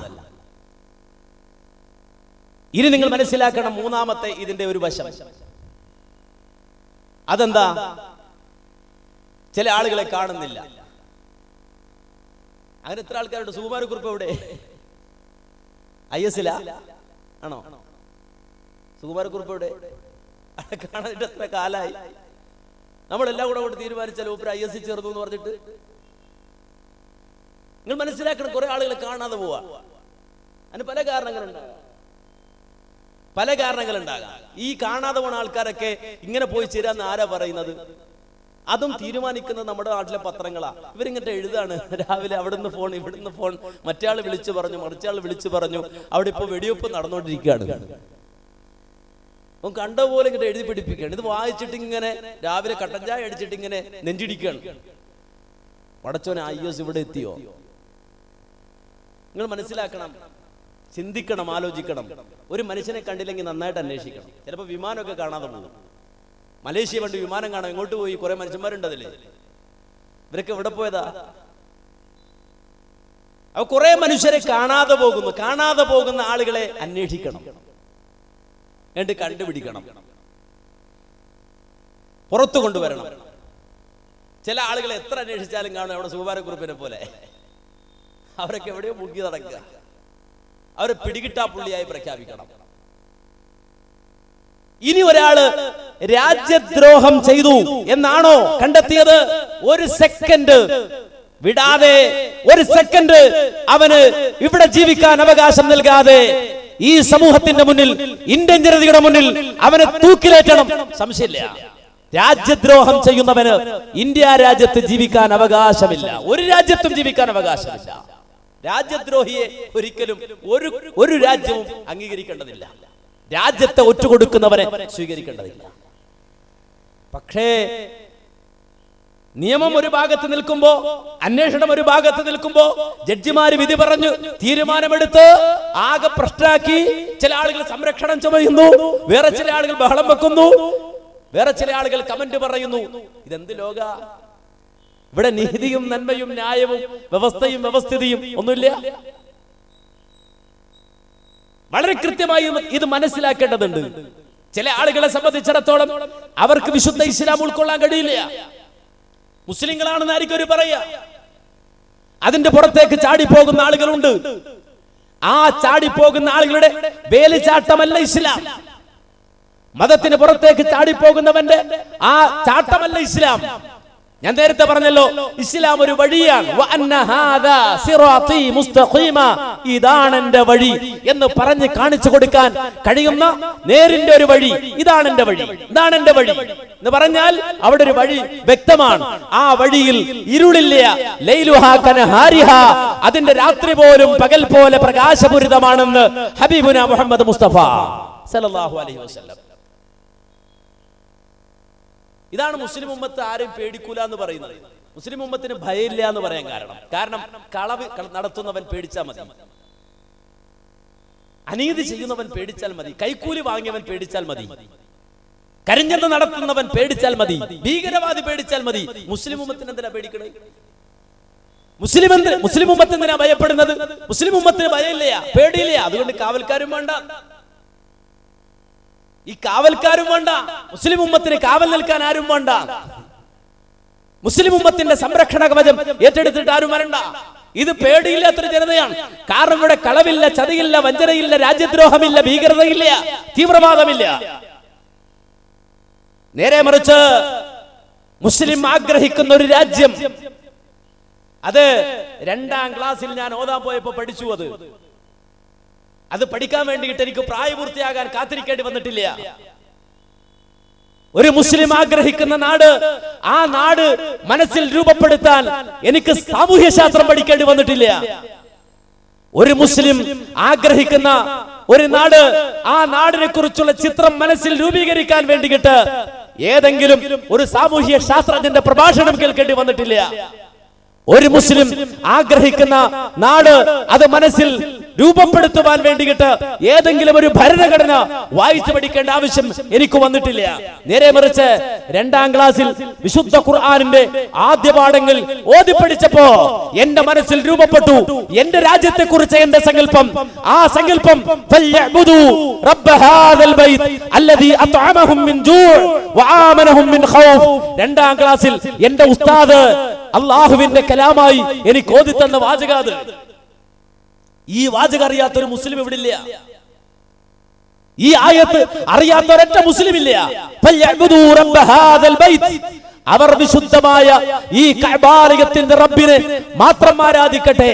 ആരാണ് റബ്ബ് എന്നറിയോ? അല്ലദീ അത്അമഹും മിൻ ജൂഅ് വആമനഹും മിൻ ഖൗഫ്. വിശപ്പിന് ഭക്ഷണം തന്നവനാണവൻ, ഭയം മാറ്റി നിർഭയത്വം തന്നവനാണവൻ. ചാവേറുകളെ സൃഷ്ടിച്ച് പേടിയുണ്ടാക്കിയവനല്ല, ഒരാളെ കൊന്ന് 1000 പേരെ പേടിപ്പിക്കുന്നവനല്ല. നേരെ മറിച്ച് വആമനഹും മിൻ ഖൗഫ്, എല്ലാവിധ ഭയാശങ്കകളും പേടിയും മനസ്സിൽ നിന്ന് മാറ്റിയിട്ട് നിർഭയത്വം തന്നവനാണ് എന്റെ റബ്ബ്. പേടി മാറ്റി തന്നവനാണ് എന്റെ റബ്ബ്, പേടിപ്പിച്ചവനല്ല എന്റെ റബ്ബ്. നേരെ മറിച്ച് എന്റെ മനസ്സിന്റെ ഭയാശങ്കകളെ നീക്കി തന്നവനാണ് എന്റെ റബ്ബ്. ആ ആശങ്കയില്ലാത്ത നിർഭയത്വമുള്ള ഒരു നാട്, ആ നാട് ആയിരിക്കണം എന്റെ നാട് എന്ന് ആഗ്രഹിക്കുന്നവനാണ് മുസ്ലിം. ആഗ്രഹിക്കണമെന്ന് മാത്രമല്ല, അങ്ങനെ ഒരു രാജ്യത്ത് ജീവിക്കുമ്പോ അതിന്റെ പേരിൽ അള്ളാഹുവിന് നന്ദി കാണിക്കണമെന്ന് പഠിപ്പിക്കപ്പെട്ടവനാ മുസ്ലിം. ആ മുസ്ലിമിനോട് വന്നിട്ട് ഒരുത്തനും രാജക്കൂറ് പഠിപ്പിക്കണ്ട. ഇടക്കിടക്ക് ഞാൻ ഇടയ്ക്ക് ഓർമ്മിപ്പിക്കണമെന്ന് വെച്ചാൽ ചില ആളുകൾ ഇപ്പൊ മുസ്ലിങ്ങളെ രാജക്കൂറ് പഠിപ്പിക്കാൻ വല്ലാത്ത പൂതിയ. ചില ആളുകളെ നമ്മളെ രാജക്കൂറ്, നമുക്ക് ആരും രാജക്കൂറ് പഠിപ്പിക്കണ്ട, ദയവ് ചെയ്ത് ഞങ്ങളെ ഉപദ്രവിക്കരുത്, നിങ്ങൾ ആരും ഉപദ്രവിക്കണ്ട, നിങ്ങൾ ആരും സേവിക്കുകയും വേണ്ട. ചില ആളുകൾ രാജക്കൂറ് പഠിപ്പിക്കേണ്ട ഖുർആൻ ഓതിപ്പടിച്ചു സൂറത്തുൻ നഹ്ലിൽ. എന്താ രാജക്കൂറ് എന്നറിയോ? വല്ലറബല്ലാഹു മതല ഖറിയതൻ കാനത് ആമിനതൻ മുത്മഇന്ന യഅതിഹാ റിസ്ഖുഹാ റഗദൻ മിൻ കുല്ലി മകാൻ فكفرت بأنعم الله فأذاقها الله لباس الجوع والخوف بما كانوا يصنعون. ഖുർആനിലെ ആയത്താണ്. ഒരു മുസ്ലിമിന് അല്ലാഹു ഓതി കൊടുക്കുകയാണ്. ആ മുസ്ലിമിനോട് പറയാണ്, ലോകത്തോട് വിളിച്ചു പറയടാ, എന്താ നമ്മുടെ ആദർശമെന്നറിയോ, എന്താ നമ്മുടെ നിലപാടെന്നറിയോ, ലോകത്തിന്റെ റബ്ബ് പഠിപ്പിക്കുന്ന ആശയം എന്താണെന്നറിയോ, ഏതൊരു രാജ്യത്തെ കുറിച്ചാ റബ്ബ് പറയുന്നതെന്നറിയോ? വദറബല്ലാഹു മസല, അല്ലാഹ് നിങ്ങൾക്ക് ഉദാഹരണം പറയുകയാണ്, ഉപമ പഠിപ്പിച്ചു തരികയാണ്. എന്താണ് റബ്ബ് ഉദാഹരണമായി ചൂണ്ടിക്കാണിക്കുന്നത്? ഖറിയതൻ, ഒരു രാജ്യത്തെ, ഒരു നാടിനെ. ആ നാടിന്റെ പ്രത്യേകത എന്താണെന്നറിയോ? ആ മകാനത് ആമിനതൻ മുത്മഇന്ന, ആ നാട്ടിലുള്ള ആളുകൾ നിർഭയരാണ്, അവർ സമാധാന ചിത്തരാണ്, കലാപമുണ്ടാക്കുന്നവരല്ല, കരിഞ്ഞെന്ന് നടത്തുന്നവരല്ല, അഴിമതി നടത്തുന്നവരല്ല, പീഡിപ്പിക്കുന്നവരല്ല, പ്രകോപനമുണ്ടാക്കുന്നവരല്ല. നേരെ മറിച്ച് കാനത് ആമിനതൻ മുത്മഇന്ന, ആ നാട്ടിലുള്ള മുഴുവൻ ആളുകളും നിർഭയരാണ്, സമാധാന ചിത്തരാണ്. യഅതിഹാ റിസ്ഖുഹാ റഗദൻ മിൻ കുല്ലി മകാൻ, അല്ലാഹു സുബ്ഹാനഹു വ തആല എല്ലാ വഴിക്കും ആ നാട്ടിലേക്ക് അന്നമിറക്കി കൊടുക്കുന്നു, ഭക്ഷണം എത്തിച്ചു കൊടുക്കുന്നു. ആ നാട്ടിലുള്ള ആളുകൾ സുഭിക്ഷമായി ഭക്ഷണം കഴിച്ച് സ്വസ്ഥതയോടെ അവർ ജീവിക്കുന്നു. ആ ജീവിതം അങ്ങനെ മുന്നോട്ട് പോകുമ്പോ ആ നാടിന്റെ സമാധാനം ആഗ്രഹിക്കുന്ന, ആ നാടിന്റെ സമാധാനം അനുഭവിക്കുന്ന ആ നാട്ടിലെ ജനത ഫകഫറത് ബിഅൻഉമില്ലാഹ്, ആ സമാധാനത്തിന്റെ പേരിൽ അല്ലാഹുവിനോട് നന്ദി കാണിക്കേണ്ടതിന് പകരം, ആ നന്ദിക്ക് പകരം ആ ജനത നന്ദികേട് കാണിച്ചു പോയി. ആ നാട്ടുകാർ അല്ലാഹുവിന് നന്ദി ചെയ്യേണ്ടതിന് പകരം നന്ദികേട് കാണിച്ചപ്പോ فأذاقها الله لباس الجوع والخوف بما كانوا يصنعون. അല്ലാഹു സുബ്ഹാനഹു വ തആല അവർ നന്ദികേട് കാണിച്ചതുകൊണ്ട് അവർക്ക് പുതപ്പിച്ചു കൊടുത്തു. എന്താ പുതപ്പിച്ചതെന്നറിയുമോ? ലിബാസൽ ജൂഇ വൽ ഖൗഫി, ദാരിദ്ര്യത്തിന്റെ കുപ്പായം, അതുപോലെ തന്നെ ഭയത്തിന്റെ കുപ്പായം അവർക്ക് അല്ലാഹു അങ്ങ് പുതപ്പിച്ചു കളഞ്ഞു. ബിമാ കാനൂ യസ്നഊൻ, അവരുടെ ചെയ്തികൾ കൊണ്ട്. നിങ്ങൾ മനസ്സിലാക്കണം, ഒരു രാജ്യത്ത് ജീവിക്കുന്ന മുസ്ലിം അസമാധാനത്തിലായാൽ, ഖൗഫിലായാൽ, പേടിയിലായാൽ മനസ്സിലാക്കണം അവൻ നന്ദികേട് കാണിച്ചിട്ടുണ്ട്. സമാധാനത്തോടെ ജീവിക്കുന്ന ഒരു നാട്ടിലെ മുസ്ലിം അസമാധാനത്തിലായാൽ മനസ്സിലാക്കണം റബ്ബിനോട് നന്ദികേട് കാണിച്ചിട്ടുണ്ട്. നിർഭയത്വമുള്ള ഒരു നാട്ടിൽ, സമാധാനമുള്ള ഒരു നാട്ടിൽ അള്ളാഹുവിന് ശുക്ർ ചെയ്ത് ജീവിക്കേണ്ടതിന് പകരം അല്ലാഹു സുബ്ഹാനഹു വ തആലക്ക് നന്ദികേട് കാണിക്കുന്ന ആളുകൾ അവരെ അല്ലാഹു ഭയം കൊണ്ട്, വിശപ്പ് കൊണ്ട് ശിക്ഷിക്കുമെന്ന് ഖുർആൻ. ഇതൊരു മുസ്ലിം ആഗ്രഹിക്കുവോ? ആഗ്രഹിക്കൂല. ഇതൊരു മുസ്ലിം കൊതിക്കൂല. അതുകൊണ്ട് ഇസ്ലാം എന്ന് പറയുമ്പോ, മുസ്ലിം എന്ന് പറയുമ്പോ, അതിന്റെ പ്രബോധനം എന്ന് പറയുമ്പോ ആരും പേടിക്കണ്ട, പേടിപ്പിക്കുകയും വേണ്ട. ഇസ്ലാമിക ദഅവത്ത് പ്രബോധനം എന്ന് പറയുമ്പോ അത് ആരും പേടിക്കണ്ട, പേടിപ്പിക്കുകയും വേണ്ട. കാരണം അത് നമ്മുടെ റൈറ്റാണ്, നമ്മുടെ അവകാശമാണ്. ആ അവകാശം നമുക്ക് ഭരണഘടനാപരമായി തന്നെ എഴുതി കിട്ടിയതാണ്. ഇനി അതിനെതിരെ ഒരാൾ പറഞ്ഞാലോ, ഇതിനെതിരെ ഒരാൾ സംസാരിച്ചാലോ, അങ്ങനെയാണ് ചില ആളുകൾ. ഇതിനെതിരെ സംസാരിക്കുന്ന ആളുകള് അവരെ വിശുദ്ധ ഖുർആന്റെ ആള്, മതത്തിന്റെ ആള്, ഖുർആന്റെ സുന്നത്തിന്റെ ആള്, സലഫി, നീണ്ട താടി എന്നൊന്നും പറയണ്ട. അവൻ കാലട്ടത്തോളം താടി നീട്ടിക്കോട്ടെ, മുട്ടോളം കേറ്റിയിട്ട് വസ്ത്രം ധരിച്ചോട്ടെ, വെള്ള വസ്ത്രം തന്നെ 24 മണിക്കൂറും ഉപയോഗിച്ചോട്ടെ, തലയിൽ തൊപ്പി മാത്രമല്ല വലിയൊരു തലയെക്കെട്ടും കെട്ടിക്കോട്ടെ. ഇസ്ലാമിന്റെ ലേബൽ അവന് ചാർത്തരുത്, ഇസ്ലാമിന്റെ ലേബൽ അവന് ചാർത്തിക്കൊടുക്കരുത്. കുഴപ്പമുണ്ടാക്കുന്ന, ഫസാദുണ്ടാക്കുന്ന ആളുകൾ അവരെ ഖുർആൻ തന്നെയാണ് ആദ്യം വിമർശിച്ചത്. ഖുർആൻ തന്നെയാണ് ആദ്യം വിമർശിച്ചത്. നിങ്ങൾ മനസ്സിലാക്കണം. അതുകൊണ്ടാണ് പറഞ്ഞത്, പുറത്തുനിന്നുള്ള ആളുകൾ ഇങ്ങനെ വന്നിട്ട് ഇങ്ങനെ അവിടെ നിന്ന് ഇങ്ങനെ എഴുതി, ഇവിടെ നിന്ന് ഇങ്ങനെ എഴുതി, അങ്ങനെ പൊലിപ്പിച്ച് അവിടെ പൊലിപ്പിച്ചിട്ട് പ്രയാസം ഉണ്ടാക്കണ്ട. ഇതിനൊക്കെ പരിഹാരം ഉള്ള ഒരു ജനതയത്. ഏത് തരത്തിൽ അതിരുവിട്ട ചിന്ത കടന്നു വന്നാലും അതിനെ നേരിടാൻ കപ്പാസിറ്റി ഉള്ള, കഴിവുള്ള ഒരു സംഘം ഇത്. അതുകൊണ്ടാണല്ലോ ഇന്ത്യ രാജ്യത്ത്, സ്വതന്ത്ര ഇന്ത്യയിൽ, അന്ന് ഇന്ത്യക്ക് സ്വാതന്ത്ര്യം കിട്ടിയിട്ടില്ല. പിന്നെ ബ്രിട്ടീഷ് ഇന്ത്യക്ക് സ്വാതന്ത്ര്യം കിട്ടുന്നതിന് മുമ്പ് ഇന്ത്യ ആര് ഭരിക്കണം വലിയൊരു ചർച്ചയായിരുന്നു. ഇന്ത്യ എങ്ങനെയാകണം, ഇന്ത്യയുടെ ഭരണഘടന എങ്ങനെയായിരിക്കണം. കാരണം ബ്രിട്ടീഷുകാർ പോകാൻ ഒരുങ്ങാൻ, ബ്രിട്ടീഷുകാർ നാടുവിടാൻ ഒരുങ്ങാൻ. ഇനിയുള്ള ഭാവി ഇന്ത്യ എങ്ങനെയായിരിക്കണമെന്ന ചിന്ത വന്നപ്പോ അന്ന് ആ കാലത്ത്, അഥവാ ഇന്ത്യൻ ഭരണഘടന എഴുതപ്പെടുന്നതിന് മുമ്പ്, ഇന്ത്യൻ റിപ്പബ്ലിക് രൂപപ്പെടുന്നതിന് മുമ്പ് 2 ചിന്താധാര കടന്നു വന്നു. ഒന്നെന്തായിരുന്നു? ഹാക്കിമിയത്തുള്ള എന്ന് പറഞ്ഞാൽ IS, ഇസ്ലാമിക് സ്റ്റേറ്റ്. അതായിരുന്നു അന്നുണ്ടായ ഒരു വാദം. ഇപ്പുറത്തോ അത് പറ്റൂല, രാമരാജ്യം. ഇത് രണ്ടും മതത്തിന്റെ 2 സിംബലാ. രാമരാജ്യം എന്ന് പറഞ്ഞാൽ ഞാൻ ഒച്ചുണ്ടാക്കണോ? എനിക്കൊച്ചുണ്ടാക്കേണ്ട കാര്യമില്ല. കാരണം ഇന്ത്യയുടെ രാഷ്ട്രപിതാവായി അറിയപ്പെടുന്ന ഗാന്ധിജി ആ ഗാന്ധിജി ആഗ്രഹിച്ചത് രാമരാജ്യമാണ്. ഗാന്ധിജിയുടെ രാമരാജ്യം, ആ രാമരാജ്യം എന്ന സങ്കല്പത്തെ ഞാൻ എതിർക്കേണ്ട കാര്യമില്ല. കാരണം ആ രാമരാജ്യത്തിൽ ഹിന്ദുവും മുസ്ലിമും ക്രിസ്ത്യാനിയും ബൗദ്ധനും ജൂതനും ഒക്കെയുണ്ട്. ആ രാമരാജ്യത്തിൽ അഹിംസയുണ്ട്. ആ രാമരാജ്യത്തെ ഞാൻ എതിർക്കണോ? വേണ്ട. എന്നാൽ ആ രാമരാജ്യമായിരുന്നില്ല, നേരെ മറിച്ച് ഹെഡ് ഗവാറിനെ പോലെയുള്ള ആളുകൾ രൂപപ്പെടുത്തിയ രാമരാജ്യം, മനുസ്മൃതിയെ ഭരണഘടനയാക്കുന്ന രാമരാജ്യം, ആ രാമരാജ്യമാക്കണമെന്ന ഒരു വാദം ആ കാലഘട്ടത്തിൽ രൂപപ്പെട്ടു. ഇന്ത്യൻ മനസ്സ് ഒന്നിച്ചതിനെ എതിർത്തു. ശരിയല്ലേ? ബ്രിട്ടീഷ് ഇന്ത്യയിലല്ലേ അത് സംഭവിച്ചത്?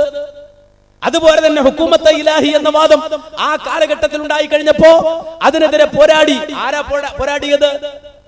പോരാടിയത്? സലഫികൾ. ആരാ പോരാടിയത്? മുജാഹിദുകൾ. ആരാ പോരാടിയത്? വഹാബികൾ.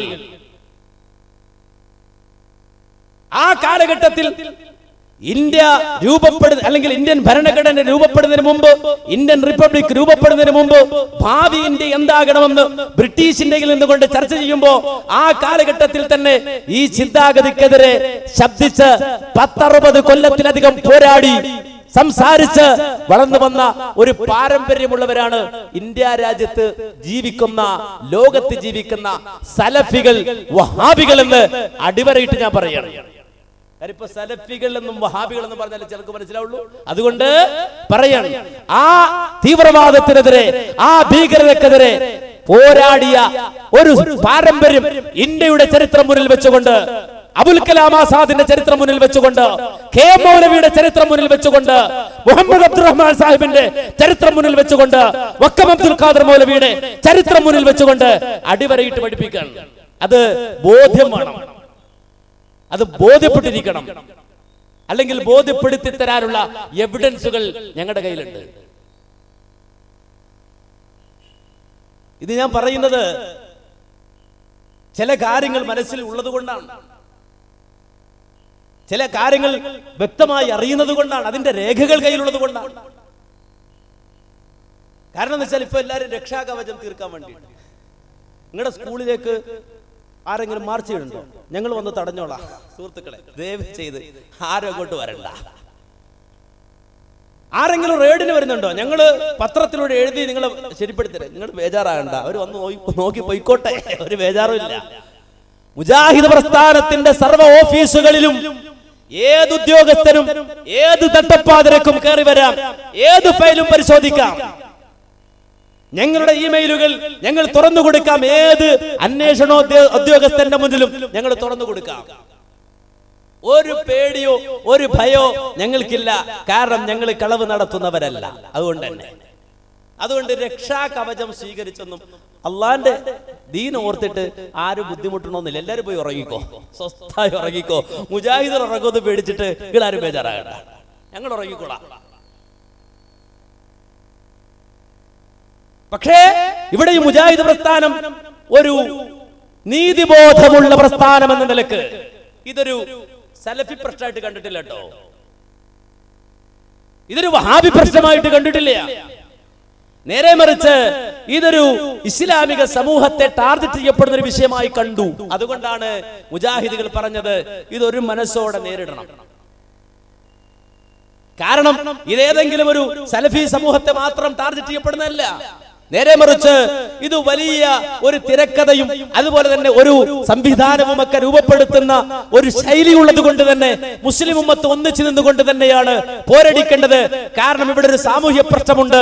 ആ സാമൂഹ്യ പ്രശ്നത്തിലൊന്ന് തീവ്രവാദവും ഭീകരവാദവും മതത്തിന്റെ മേലങ്കി അണിഞ്ഞുകൊണ്ട് മുസ്ലിം സമൂഹത്തിന്റെ ഉള്ളിൽ വേരുറപ്പിക്കുന്നു എന്ന് വാദിച്ചുകൊണ്ട് മുസ്ലിം യുവാക്കളുടെ സിരകളിലേക്ക് കടന്നു കയറാനുള്ള ശ്രമം നടത്തുന്നു എന്ന രൂപത്തിലുള്ള ചില സംശയങ്ങൾ നമ്മുടെ മുന്നിലുള്ളത് കൊണ്ട്, മറുഭാഗത്ത് ആ പേര് പറഞ്ഞുകൊണ്ട് ഇസ്ലാമിക സമൂഹത്തെ ടാർഗറ്റ് ചെയ്യപ്പെടുന്നു എന്നതുകൊണ്ട് മുസ്ലിം ഉമ്മത്ത് ഇതൊരു പൊതു പ്രശ്നമായി കണ്ട്, മുസ്ലിം ഉമ്മത്ത് ഇതിനെ ഒരു പൊതു പ്രശ്നമായി കണ്ട് ഒരു മനസ്സോടെ, ഒരു ഗ്രൂപ്പ് വ്യത്യാസമില്ലാതെ, സംഘടനാ പക്ഷപാതിത്വമില്ലാതെ ഒരു മനസ്സോടെ അതിനെ നേരിടേണ്ടതുണ്ട്. അത് മുജാഹിദ് പ്രസ്ഥാനത്തിന്റെ കാഴ്ചപ്പാടാണ്. അവിടെ സുന്നിന്നോ മുജാഹിദെന്നോ ജമാഅത്തെ ഇസ്ലാമിന്നോ തബ്ലീഗ് ജമാഅത്തെന്നോ ദക്ഷിണെന്നോ എപി എന്നോ ഈക്കെന്നോ ഒരു വർത്താനം മുജാഹിദിൽ പറയൂല. അത് ഞങ്ങളുടെ സംസ്കാരമായിട്ട് നിങ്ങൾ മനസ്സിലാക്കിയാൽ മതി. ഞങ്ങളുടെ ഒരു പോരായ്മയായിട്ട് ആരും മനസ്സിലാക്കണ്ട. കാരണം ഇതൊരു പൊതു പ്രശ്നം. നേരത്തെ പറഞ്ഞല്ലോ, ഇ.കെ. അബൂബക്കർ മുസ്ലിയാർ മുതലക്കുളം മൈതാനത്ത് കടന്നു വരുമ്പോ അബുൽ ഹസൻ അലി നദവി അതിന് നേതൃത്വം വഹിക്കുമ്പോ ആ സ്റ്റേജിൽ മുജാഹിദുകൾ ഉണ്ടായിരുന്നെങ്കിൽ, ആ സ്റ്റേജിൽ ദക്ഷിണ കേരള ജമിയത്തുൽ ഉലമ ഉണ്ടായിരുന്നെങ്കിൽ, ആ സ്റ്റേജിൽ ഇ.കെ. സുന്നികൾ ഉണ്ടായിരുന്നുവെങ്കിൽ, ആ സ്റ്റേജിൽ മറ്റു സംഘടനാ ഭാരവാഹികളും നേതാക്കളും ഉണ്ടായിരുന്നുവെങ്കിൽ, അവിടെ ഒരു കാഴ്ചപ്പാടാണ് മുജാഹിദ് പ്രസ്ഥാനം ക്രിയേറ്റ് ചെയ്തിട്ടുള്ളത്. ആ കാഴ്ചപ്പാട് മുസ്ലിം ഉമ്മത്തിനെ പൊതുവായി ബാധിക്കുന്ന വിഷയങ്ങളിൽ ഗ്രൂപ്പ് പറഞ്ഞു മാറി നിൽക്കൂല. നേരെ മറിച്ചത് മുസ്ലിം ഉമ്മത്തിന്റെ പൊതുപ്രശ്നമായി കണ്ടുകൊണ്ട് ഒരു മനസ്സോടെ അതിനെതിരെ ആ പ്രതിസന്ധിയെ കവച്ചു വെക്കാൻ, ആ പ്രതിസന്ധിയെ അതിജയിക്കാനുള്ള നിലപാട് മുജാഹിദ് പ്രസ്ഥാനം ഇന്നല്ല എന്നും സ്വീകരിച്ചിട്ടുണ്ട്. അതൊരു പൊതുപ്രശ്നത്തിൽ മുജാഹിദ് പ്രസ്ഥാനം ഏത് കാലഘട്ടത്തിലും സ്വീകരിക്കുന്ന നിലപാടാണ്. ആ നിലപാടിൽ എന്ന് മുജാഹിദ് പ്രസ്ഥാനം ഉറച്ചു നിൽക്കും. അതുകൊണ്ട് തന്നെ മുജാഹിദ് പ്രസ്ഥാനത്തെ സംബന്ധിച്ചിടത്തോളം ഒരിക്കലും ഏതെങ്കിലും തരത്തിലുള്ള അന്വേഷണത്തെയോ ഏതെങ്കിലും തരത്തിലുള്ള അന്വേഷണ സമൂഹത്തെയോ വ്യവസ്ഥയെയോ ഭയപ്പെടേണ്ടതില്ല. അതുപോലെ തന്നെ അതേ ആ ആവേശത്തോടുകൂടി തന്നെ മുജാഹിദ് പ്രസ്ഥാനം വളരെ കൃത്യമായി ഇസ്ലാമിക സമൂഹത്തിന്റെ ഉള്ളിൽ നിന്നോ പുറത്തു നിന്നോ രൂപപ്പെട്ടു വരുന്ന തീവ്രവാദ ഭീകരവാദ ചിന്തകളെ പിഴുതെറിയാൻ വേണ്ടി അഹോരാത്രം പണിയെടുക്കുക, അഹോരാത്രം അധ്വാനിക്കുക എന്ന നിലപാട് സ്വീകരിച്ചത്. മുജാഹിദ് പ്രസ്ഥാനം സന്തുലിതമായി പോകുന്ന ഒരു പ്രസ്ഥാനമാണ്. ഇതിനൊരു സന്തുലിതാവസ്ഥയുണ്ട്.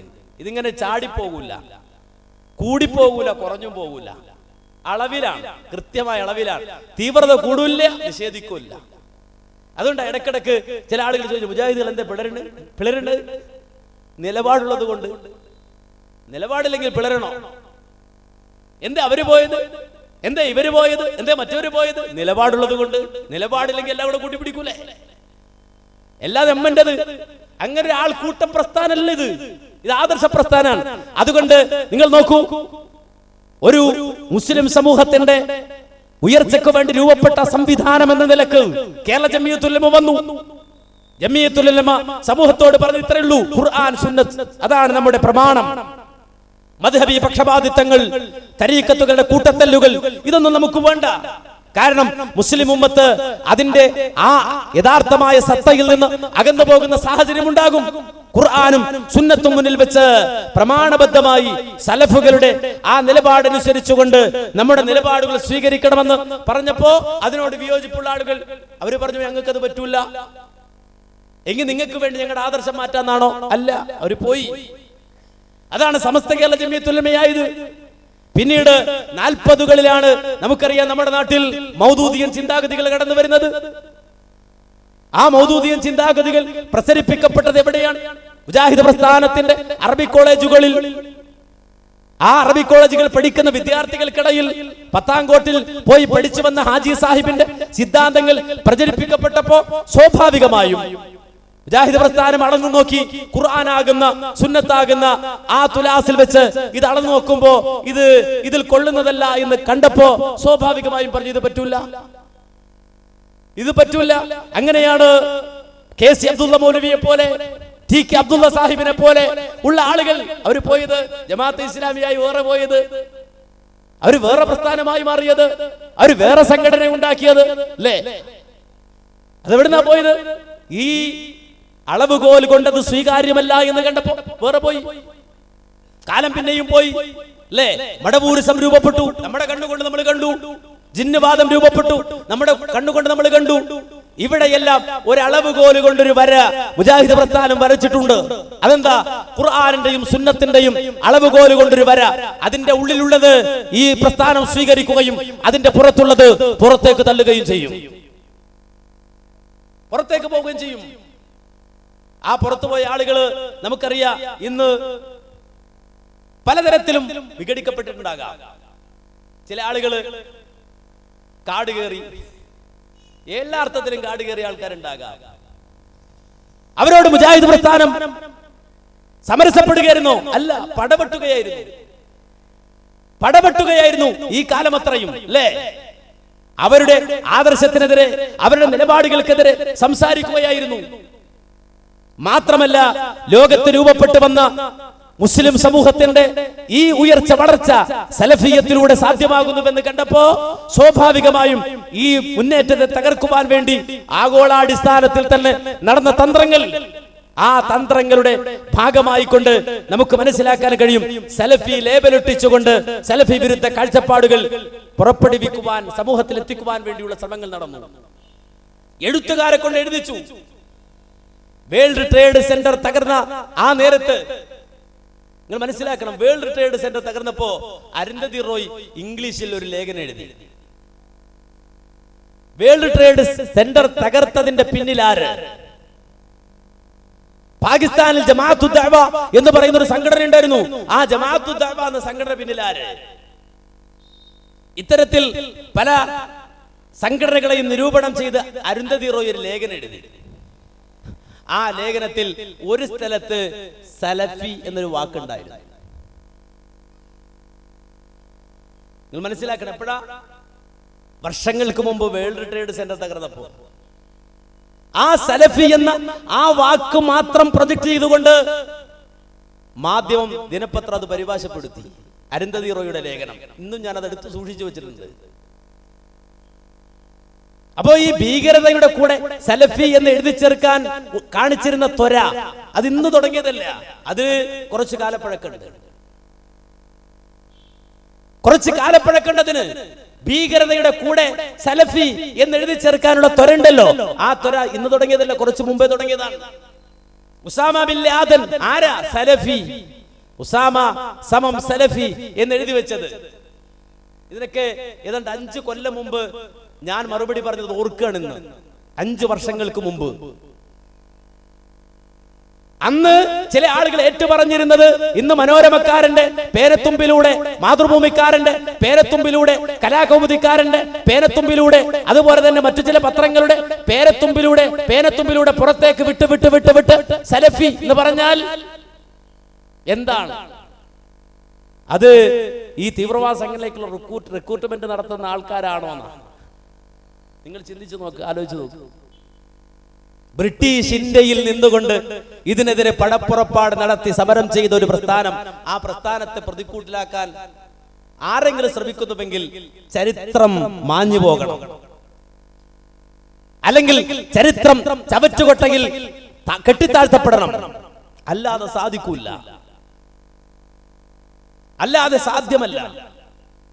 നേരെ മറിച്ച് അതിരുവിട്ട ചിന്തകൾ കടന്നു വരുമ്പോ സ്വാഭാവികമായും വളരെ കൃത്യമായി ഈ സംഘം ഇടപെടുകയും അതിനെതിരെ പോരാടുകയും ചെയ്തതിന് ഞങ്ങൾക്കൊരു പാരമ്പര്യമുണ്ട്. ഞങ്ങൾ വെറുതെ അല്ല. നേരെ മറിച്ച് അല്ലാഹുവിന്റെ റസൂൽ സല്ലല്ലാഹു അലൈഹി വസല്ലമ വഫാത്തായി കഴിഞ്ഞപ്പോ, നബി സല്ലല്ലാഹു അലൈഹി വസല്ലമയുടെ ജീവിത കാലഘട്ടം കഴിഞ്ഞു, സഹാബത്ത് ജീവിച്ചുകൊണ്ടിരിക്കുമ്പോ ഇസ്ലാമിലെ 4ാമത്തെ ഖലീഫ അലി ഇബ്നു അബീ ത്വാലിബ് റളിയല്ലാഹു അൻഹു കടന്നു വരുമ്പോ, ആ അലി ഇബ്നു അബീ ത്വാലിബ് റളിയല്ലാഹു അൻഹുവിന്റെ കാലഘട്ടത്തിൽ മുസ്ലിം സമൂഹത്തിന്റെ ഉള്ളിൽ ചില പ്രശ്നങ്ങൾ ഉണ്ടായി. മുആവിയ റളിയല്ലാഹു അൻഹുവും അലി ഇബ്നു അബീ ത്വാലിബ് റളിയല്ലാഹു അൻഹുവും പരസ്പരം ഏറ്റുമുട്ടുന്ന ഒരു അവസ്ഥയിലേക്ക് വരെ കാര്യങ്ങൾ മാറി. ആ ഒരു അവസ്ഥ, ദാരുണമായ ഒരു അവസ്ഥ, പ്രയാസകരമായ ഒരു അവസ്ഥ മുസ്ലിം സമൂഹത്തിനുണ്ടായി. പക്ഷേ ആ പ്രശ്നത്തിന് അവർ തന്നെ പരിഹാരം കണ്ടു.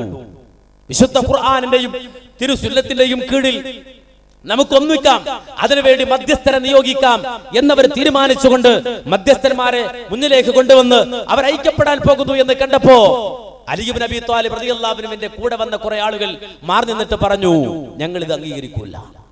ഇനിൽ ഹുക്മു ഇല്ലാ ലില്ലാഹ് ലാ ഹാകിമ ഇല്ലല്ലാഹ്. വിധിക്കാനുള്ള അവകാശം അല്ലാഹുവിനല്ലാതെ മറ്റാർക്കുമില്ല. ആ റബ്ബ് സുബ്ഹാനഹു വ തആലക്ക് മാത്രമേ വിധിക്കാൻ അവകാശമുള്ളൂ. ആ അവകാശത്തിൽ ആരെയും പങ്കു ചേർക്കാൻ പറ്റില്ല. അലിയും മുആവിയയും കാഫിറായിരിക്കുന്നു. ഇവർ ശരിയല്ല, ഇവർ ദുനിയാവിന്റെ ആൾക്കാരാണ്, ഇവർ ഭൗതികതയുടെ ആളുകളാണ്, ഇവർ വലിയ കുപ്പായം ധരിക്കുന്ന ആളുകളാണ്, ഇവര് ഭൗതിക സംവിധാനങ്ങൾ ഉപയോഗിക്കുന്ന ആളുകളാണ്. ഞങ്ങൾ പോവാണ് എന്ന് പറഞ്ഞ് നേരെ ഖുറാസാനിലേക്ക് ഒരു സംഘം പോയി. ഇസ്ലാമിക സമൂഹത്തിൽ ആദ്യം രൂപപ്പെട്ട ഈ വിഘടനവാദികളാണ് പറയുക. അവരെങ്ങനെ മുസ്ലിം സമൂഹം നേരിട്ട്? അവർ പുറത്തുനിന്ന് ആൾ വന്നിട്ട് ഐക്യരാഷ്ട്രസഭ യോഗം കൂടിയിട്ട് ബോംബിട്ട് കൊന്നതാ? അല്ല കേട്ടോ, ഐക്യരാഷ്ട്രസഭ തീരുമാനിച്ചിട്ട് ബോംബിട്ട് കൊന്നല്ല അവരെ. നേരെ മറിച്ച് ഇസ്ലാമിക സമൂഹമാണ് അവരോട് യുദ്ധം ചെയ്തത്. അലി ഇബ്നു അബീ ത്വാലിബ് റളിയല്ലാഹു അൻഹുവാണ് അവരോട് യുദ്ധം ചെയ്തത്.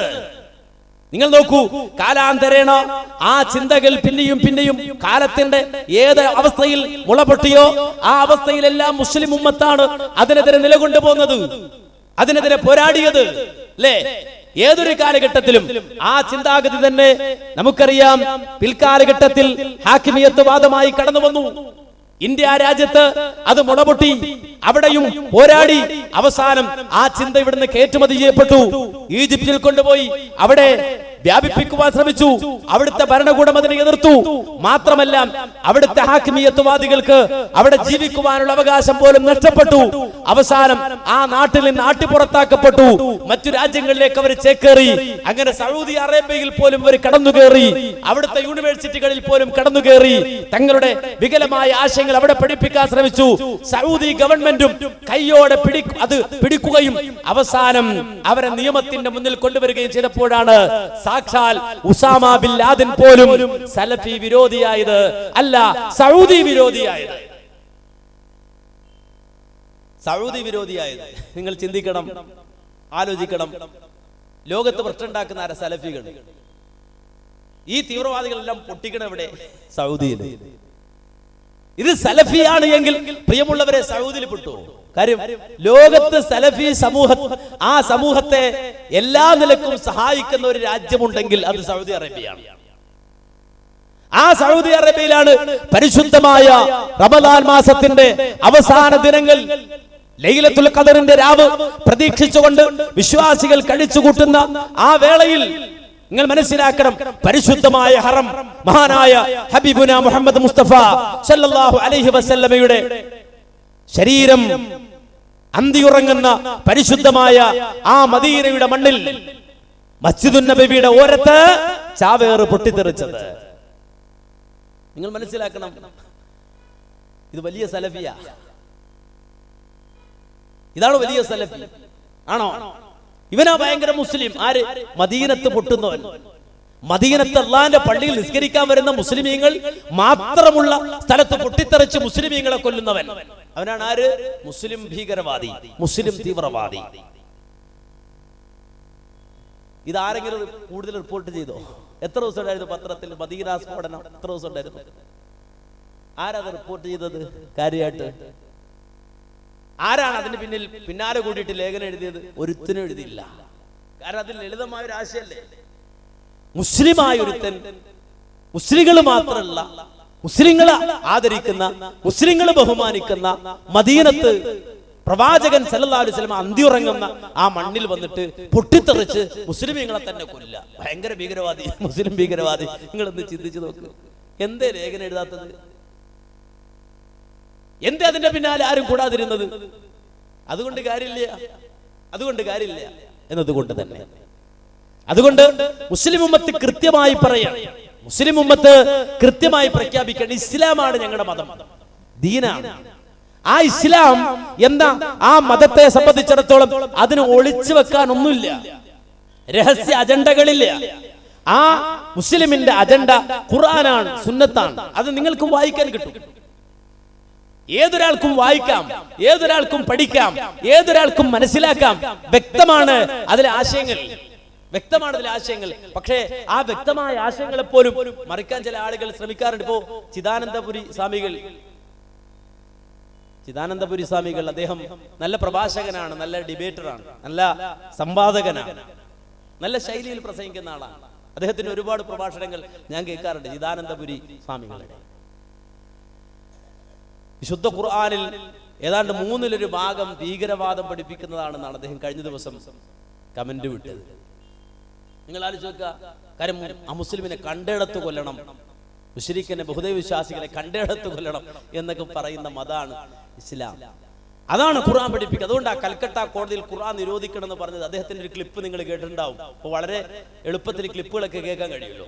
അതിങ്ങനെ ഹൈന്ദവ സമൂഹത്തിനിടയിലൊക്കെ ഇങ്ങനെ പരസ്യമായി വിതരണം ചെയ്യപ്പെടുകയാണ്. അവ സ്വാഭാവികമായിട്ട് നമ്മുടെ കൂട്ടുകാരൻ കിഷോറിനെയോ പ്രശാന്തിനെയൊക്കെ കാണുമ്പോൾ ചിരിക്കുമ്പോ കാക്ക ചിരിക്കണുണ്ടോ? അവന്റെ മനസ്സിൽ ഓർമ്മയുണ്ടോ? ബഹുമാനപ്പെട്ട സ്വാമിമാരോട് പറയാനുള്ളത്, നിങ്ങൾ വന്നോ, സംസാരിക്കാം. വിശുദ്ധ ഖുർആനിലെ ആയത്ത് എടുത്തു വെച്ചിട്ട് സംസാരിക്കാം. ഇപ്പൊ ഇംഗ്ലീഷിലുണ്ട്, മലയാളത്തിലുണ്ട്, ഉറുദുവിലുണ്ട്, ലോകത്തെ ഏതാണ്ട് എല്ലാ ഭാഷകളിലും വിശുദ്ധ ഖുർആന്റെ പരിഭാഷകളുണ്ട്. എന്താണ് ഖുർആൻ പറയുന്നത്? നിങ്ങൾ നോക്ക്, ആർമിയിൽ പോകുന്നു എന്റെ മകനെന്ന് വിചാരിക്കും. എന്റെ മകൻ ഒരു പട്ടാളക്കാരനാണെന്ന് വിചാരിക്കും. എന്റെ മകനോട് ഞാൻ പറയാണ്, മോനെ, ഇന്ത്യയും പാകിസ്ഥാനുമായി, അല്ലെങ്കിൽ ഇന്ത്യയും ബംഗ്ലാദേശുമായി, അല്ലെങ്കിൽ ഇന്ത്യയും ചൈനയുമായി യുദ്ധമുണ്ടായാൽ നീ ഒരു പാത്രം എടുക്കുക, എന്നിട്ട് തോളിൽ തൂക്കുക, എന്നിട്ട് അതിൽ മോരുമ്പെള്ളം ഒഴിക്കുക, എന്നിട്ട് നിന്നോട് യുദ്ധം ചെയ്യാൻ വരുന്ന ആളുകൾക്ക് ഓരോ ഗ്ലാസ് മോരൊഴിച്ചു കൊടുക്കുക. എങ്ങനെ ഉണ്ടാവും? പട്ടാളക്കാരോട് കൊടുക്കാൻ പറ്റിയ ഉപദേശമല്ലേ ഇത്? ഇതാണോ പട്ടാളക്കാരന് കൊടുക്കേണ്ട ഉപദേശം? രാവിലെ ലെഫ്റ്റ് റൈറ്റ് ലെഫ്റ്റ്, ആരാ? പോലീസുകാരനല്ല, പട്ടാളക്കാരൻ. എന്തിനാ ഇത്? അവൻ തോക്കെടുക്കുന്നു, വെടിവെച്ച് ഉന്നം പിടിക്കുന്നു, അതുപോലെ തന്നെ പൊട്ടിക്കുന്നു, ബോംബുണ്ടാക്കുന്നു. ആര്? പട്ടാളക്കാരൻ. എന്തിനാ ഇതൊക്കെ ഉണ്ടാക്കുന്നത്? എന്തിനാണ്? ഒരു യുദ്ധമുണ്ടായാൽ എതിർപക്ഷത്ത് വരുന്ന എതിരാളിയെ വെടിവെച്ചു കൊല്ലണം.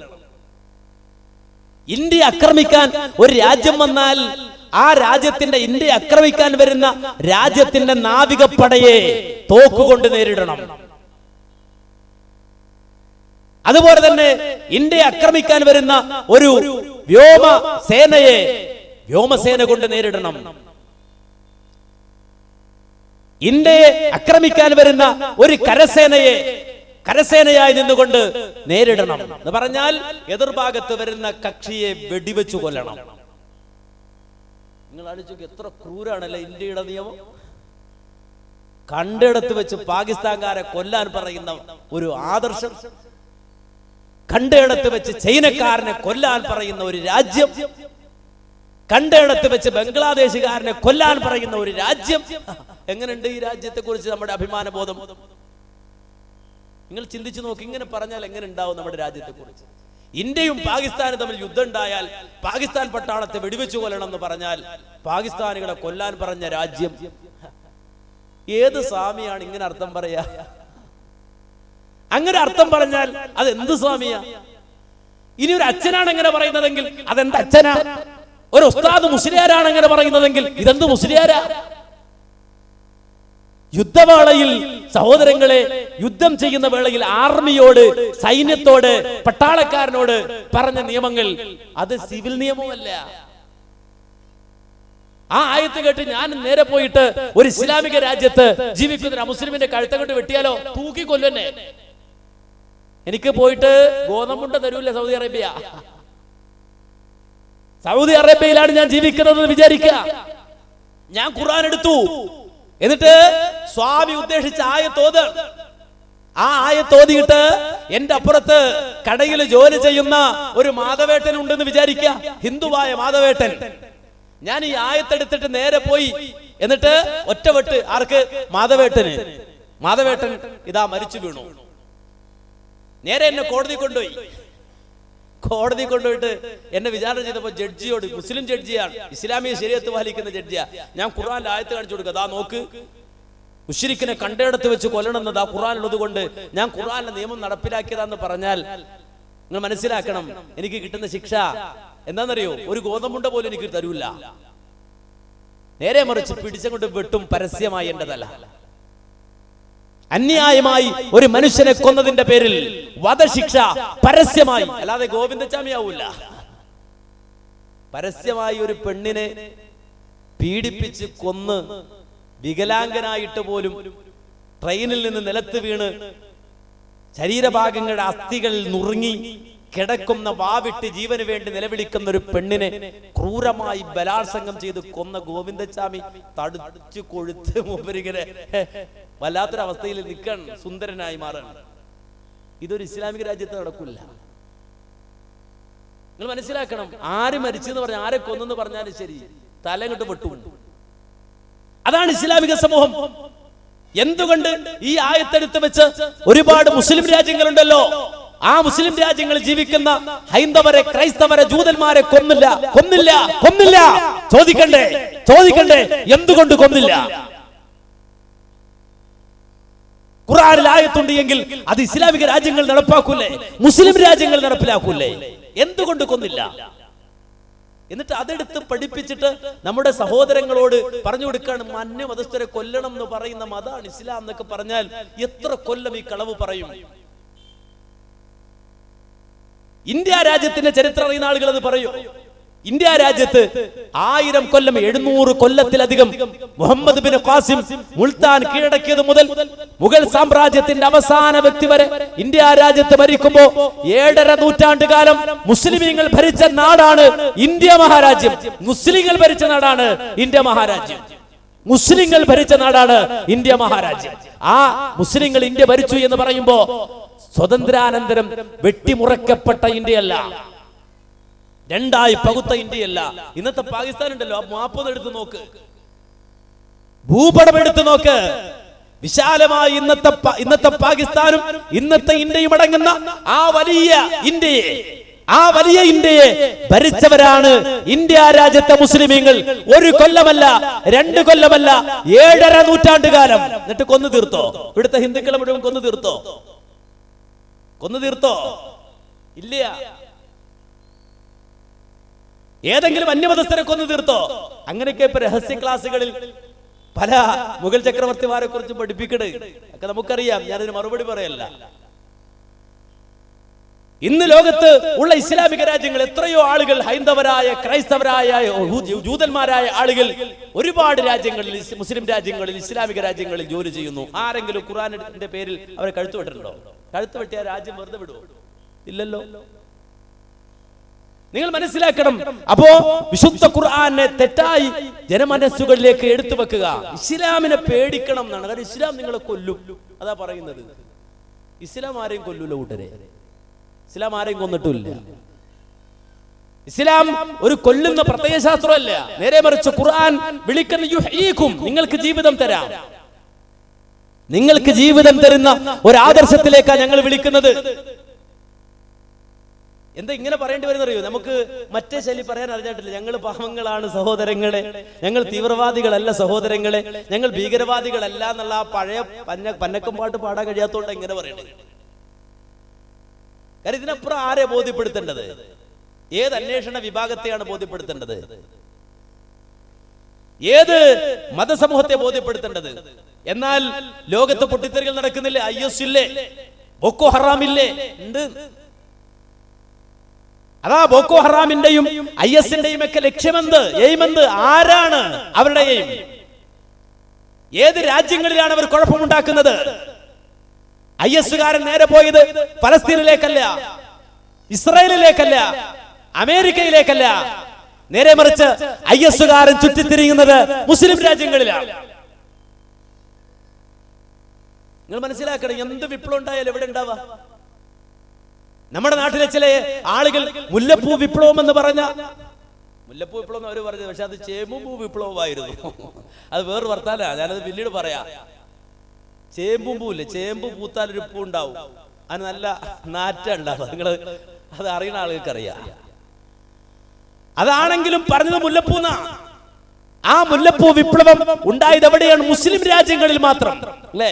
ഈജിപ്തിൽ അല്ലേ മുല്ലപ്പൂ വിപ്ലവം? സുഡാനിൽ എല്ലാം അവിടെ മാത്രമേ മുല്ലപ്പൂ വിപ്ലവവും ഫേസ്ബുക്ക് കൂട്ടായ്മയും തഹരീഖ് സ്ക്വയറുകളും. എന്താ അവിടെ മാത്രം? എന്താ അമേരിക്കയിൽ ഫേസ്ബുക്കില്ലേ? എന്താ യൂറോപ്പിൽ വാട്സാപ്പില്ലേ? അവിടെയൊന്നും തഹരീഖ് സ്ക്വയറുകൾ ഉണ്ടാവുമോ? അവിടെയൊന്നും ഇപ്പറയുന്ന ഫേസ്ബുക്ക് കൂട്ടായ്മകൾ ഉണ്ടാകുമോ? അവിടെ ഒന്നും ഫേസ്ബുക്ക് കൂട്ടായ്മ ഉണ്ടാവില്ല. അവിടെയൊന്നും തഹരീഖ് സ്ക്വയർ ഉണ്ടാവില്ല. മുസ്ലിം രാജ്യങ്ങളിൽ ആഭ്യന്തര ശിഥിലീകരണം നടത്തിയിട്ട് അവിടെ മാത്രം പ്രശ്നമുണ്ടാകുന്ന അവസ്ഥ. ലിബിയയിൽ പോലും അല്ലേ, ലിബിയയിൽ ആ പ്രശ്നം ഉണ്ടാക്കാൻ വേണ്ടിയിട്ട് ബ്രിട്ടൻ കൊടുത്തത് കോടിക്കണക്കിന് പൗണ്ടാണ്. എന്തിനാ യൂറോപ്പ് കൊടുത്തത് പൈസ?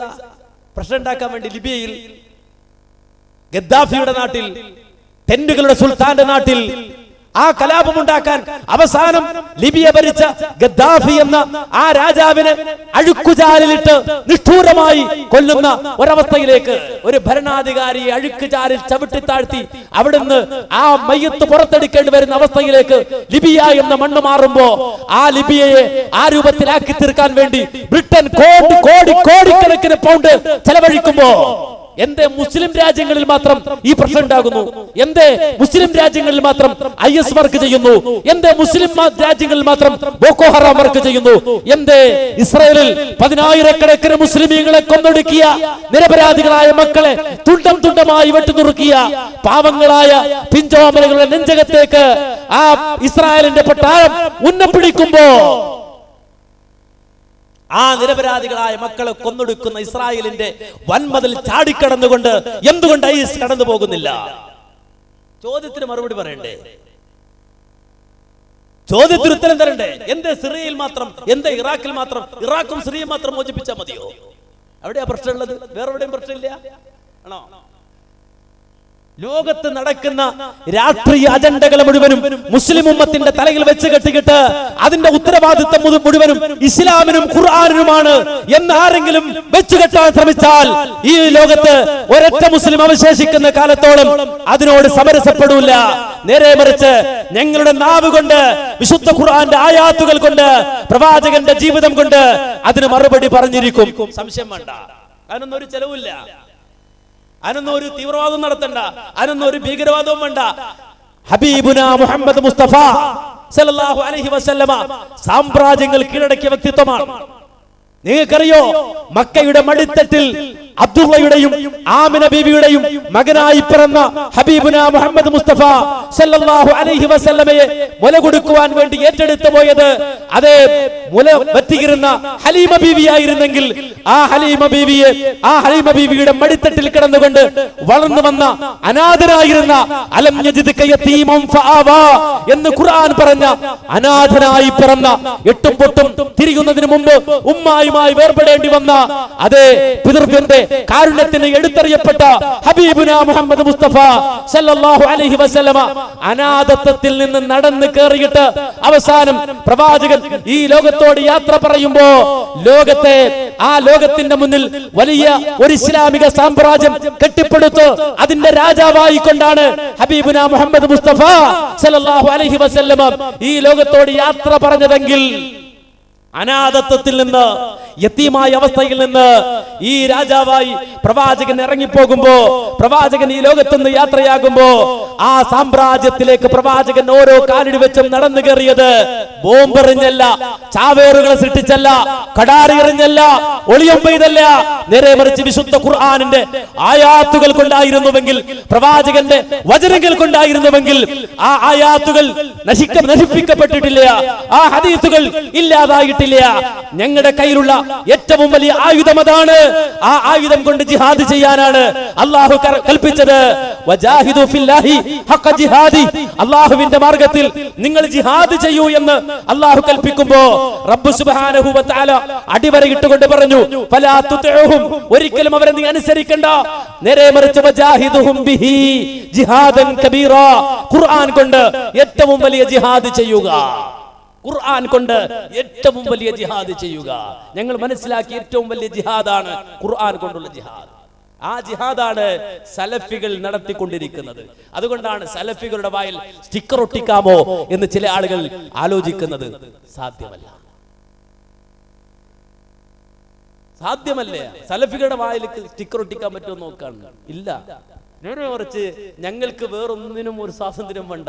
ഇത് പറയാനുള്ള സ്വാതന്ത്ര്യം, ഞങ്ങളുടെ നാവ് ചലിപ്പിക്കാനുള്ള സ്വാതന്ത്ര്യം മാത്രം മതി. വേറൊന്നും മുസ്ലിം ഉമ്മത്ത് ചോദിക്കുന്നില്ല. ഞങ്ങളുടെ നാവ് ചലിപ്പിക്കാൻ, ഞങ്ങളുടെ കൈ ചലിക്കണ്ട, ഞങ്ങളുടെ കാലുകൾ ചലിക്കണ്ട, ഞങ്ങളുടെ നാവുകൾ ചലിക്കുമെങ്കിൽ അതിനുള്ള അവകാശം മാത്രം മതി മുസ്ലിം ഉമ്മത്തിന്. ആ നാവുകൾ ചലിച്ചാൽ അതുവഴി ഹൃദയങ്ങളെ ചലിപ്പിക്കാൻ കഴിയുന്ന ഒരു ആദർശത്തിന്റെ അനുയായികൾക്ക് ബോംബിന്റെ അകമ്പടി വേണ്ട, കൈത്തോക്കുകളുടെ അകമ്പടി വേണ്ട, കടാരയുടെ അകമ്പടി വേണ്ട, ചാവേറുകളുടെ അകമ്പടി വേണ്ട. ഞങ്ങളുടെ നാവ് ചലിച്ചാൽ ആ നാവ് കൊണ്ട് സാമ്രാജ്യങ്ങൾ തീർക്കാൻ കഴിയുമെന്ന് ഉറച്ചു വിശ്വസിക്കുന്നവരാ ഞങ്ങള്. കാരണം ഖുർആൻ ഇവിടെയുണ്ട്, സുന്നത്ത് ഇവിടെയുണ്ട്. അത് മതി ഞങ്ങൾക്ക്. അല്ലാതെ ഒരു ചാവേറിന്റെ അകമ്പടി വേണ്ട, ഒരു ഭരണകൂടത്തിന്റെ അകമ്പടി വേണ്ട, ഒരു പത്രമുതലാളിയുടെയും അകമ്പടി വേണ്ട. നാവ് ചലിക്കുമെങ്കിൽ ലോകത്തെ ഞങ്ങൾ മാറ്റും.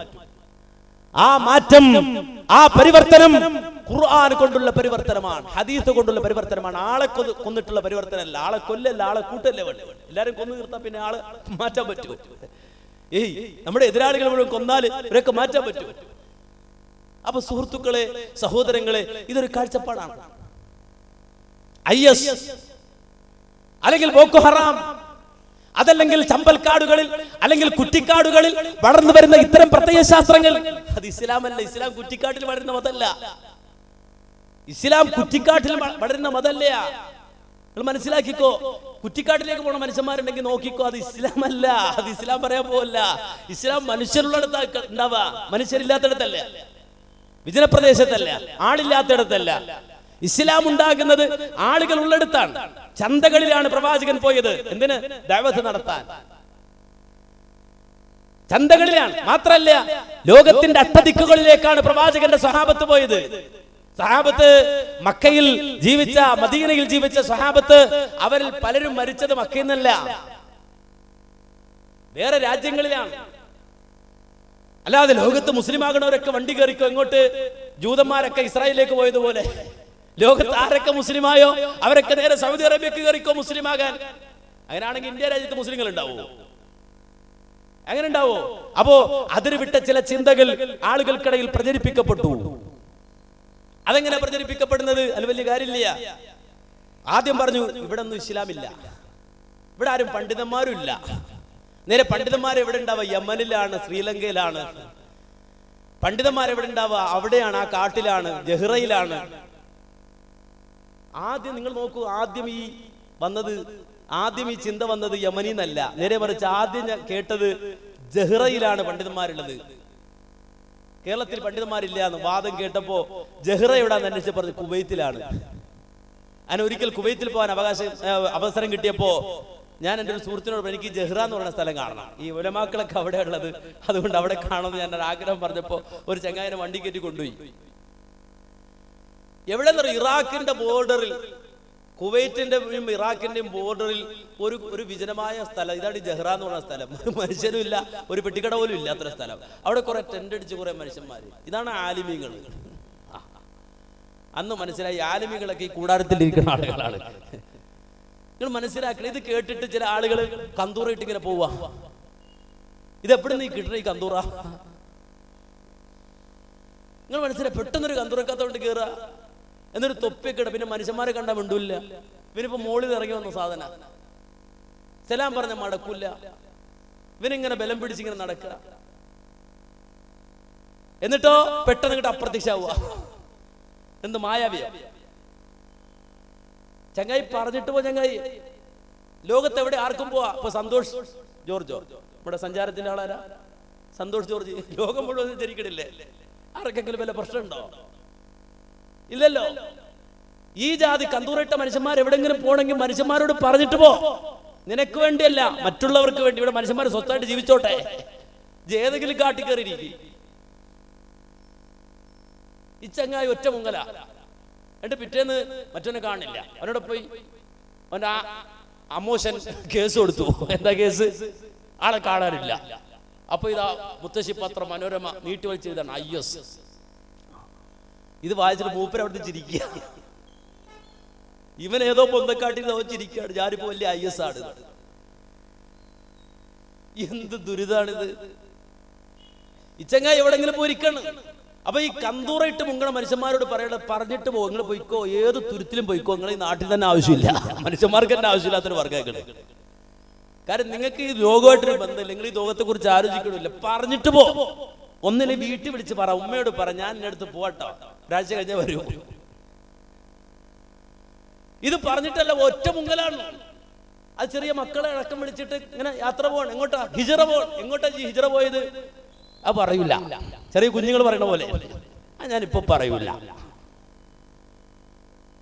എന്തിനാണ് ഈ പ്രയാസം ഉണ്ടാക്കുന്നത്? നിങ്ങൾ ലോകം മുഴുവൻ സഞ്ചരിച്ചോ? നിങ്ങൾക്ക് പാസ്പോർട്ട് ഉപയോഗിക്കാം, ഇന്ത്യയുടെ പാസ്പോർട്ട്. അത് ഉപയോഗിച്ചിട്ടാണല്ലോ പോണേ അല്ലേ? അതുപയോഗിക്കാം. ഇന്ത്യയുടെ റേഷൻ കാർഡ് ഉപയോഗിക്കാം, ആധാർ ഉപയോഗിക്കാം. മാന്യമായിട്ട് മനുഷ്യന്മാരോട് പറഞ്ഞ് വിസയടിച്ച് ഗവൺമെന്റിനെ ബോധ്യപ്പെടുത്തി ഞാൻ ഇന്നിടം വരെ പോകട്ടോ, റിട്ടേൺ ടിക്കറ്റ് അടക്കമുണ്ട്, ഞാൻ ഇന്ന ദിവസം മടങ്ങി വരും, അത് എയർപോർട്ടിൽ ബോധ്യപ്പെടുത്തിയിട്ട് ഇങ്ങനെ കയറിക്കോ. ലോകം മുഴുവൻ പോകാം, ഒരു പ്രശ്നമില്ല. വിസ ഉണ്ടെങ്കിൽ ഏത് രാജ്യത്തേക്കും പോകാം. കമ്പിവേലി ചാടാൻ നടക്കണ്ട. ഒളിച്ചു കിടക്കാൻ നടക്കണ്ട. എന്നിട്ട് ഇച്ചങ്ങാതിമാരിങ്ങനെ പോവുക. ബാക്കിയുള്ള മുസ്ലിം ഉമ്മത്ത് ഇവിടെ സുതാര്യമായി പ്രവർത്തിക്കുന്ന പള്ളിയുണ്ട്, അവർക്ക് മറ്റേവനും ഒന്നും പേടിക്കാറില്ല. കാര്യം എന്ന് വെച്ചാല് മേപ്പുര ഇല്ലാത്തൊരു തീപ്പൊരിയെ പേടിക്കണോ എന്ന് പണ്ടാറ് ചോദിച്ചില്ലേ. ഒരു മേപ്പുര തന്നെ ഇല്ല, പിന്നെ തീപ്പൊരിയെ പേടിക്കണോ? സംഘടന തന്നെ വേണ്ടെന്ന് ആദ്യം പറഞ്ഞു. ഇതൊന്നും വേണ്ട, ഇതൊന്നും വേണ്ട, ഇതൊക്കെ പൊളിച്ചു കളയണം. എല്ലാം പൊളിച്ചു. പിന്നെ മൂപ്പരൊക്കെ മേപ്പുരൊന്നും ഇല്ല, പിന്നോട്ട് കത്തിക്കന്നെ. പക്ഷെ ഇതല്ല ഇവിടെ മറ്റു സംഘടനകൾ എന്ന് പറഞ്ഞാൽ ഏത് സംഘടനയും, ഞാൻ എൻ്റെ പ്രിയപ്പെട്ട മുസ്ലിം ഉമ്മത്തിനോട് പറയുന്നത് വെച്ചാല്, നിങ്ങൾ ഏത് സംഘടന ഉണ്ടാക്കിയാലും നിങ്ങൾ രജിസ്റ്റർ ചെയ്യുക. അത് എന്ത് പാർട്ടി, ഏത് ഈർക്കിലി പാർട്ടി ആയിക്കോട്ടെ, മാന്യമായിട്ട് നിങ്ങൾ രജിസ്റ്റർ ചെയ്യുക. അതുകൊണ്ട് നിങ്ങൾ പറയാ ഞങ്ങൾ ഇതാ പ്രവർത്തിക്കുന്നത്, നിങ്ങൾക്ക് പരിശോധിക്കാം, ആർക്കും പരിശോധിക്കാം.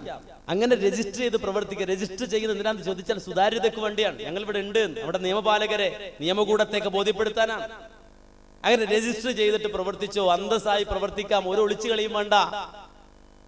ഇതൊന്നും ചെയ്യില്ല. ഏതെങ്കിലും ഒരു കിതാബ് ഒരു ആലിമും കൂടിയിട്ട് ഇങ്ങനെ പണ്ട് ഈ പൂച്ച പെറ്റാൽ കുഞ്ഞുങ്ങളെ കൊണ്ട് നടക്കണ പോലെ ഈ ആലിം ഈ കുഞ്ഞുങ്ങളെ കൊണ്ട് ഇങ്ങനെ നടപ്പാ.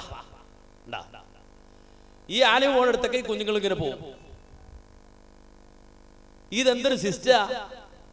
അപ്പൊ സഹോദരങ്ങളെ, പ്രിയമുള്ളവരെ, മനസ്സിലാക്കണം, ഇസ്ലാം എന്നുള്ളത് ഒരിക്കലും ഈ രൂപത്തിൽ കുറ്റിക്കാട്ട് പ്രസ്ഥാനമല്ല.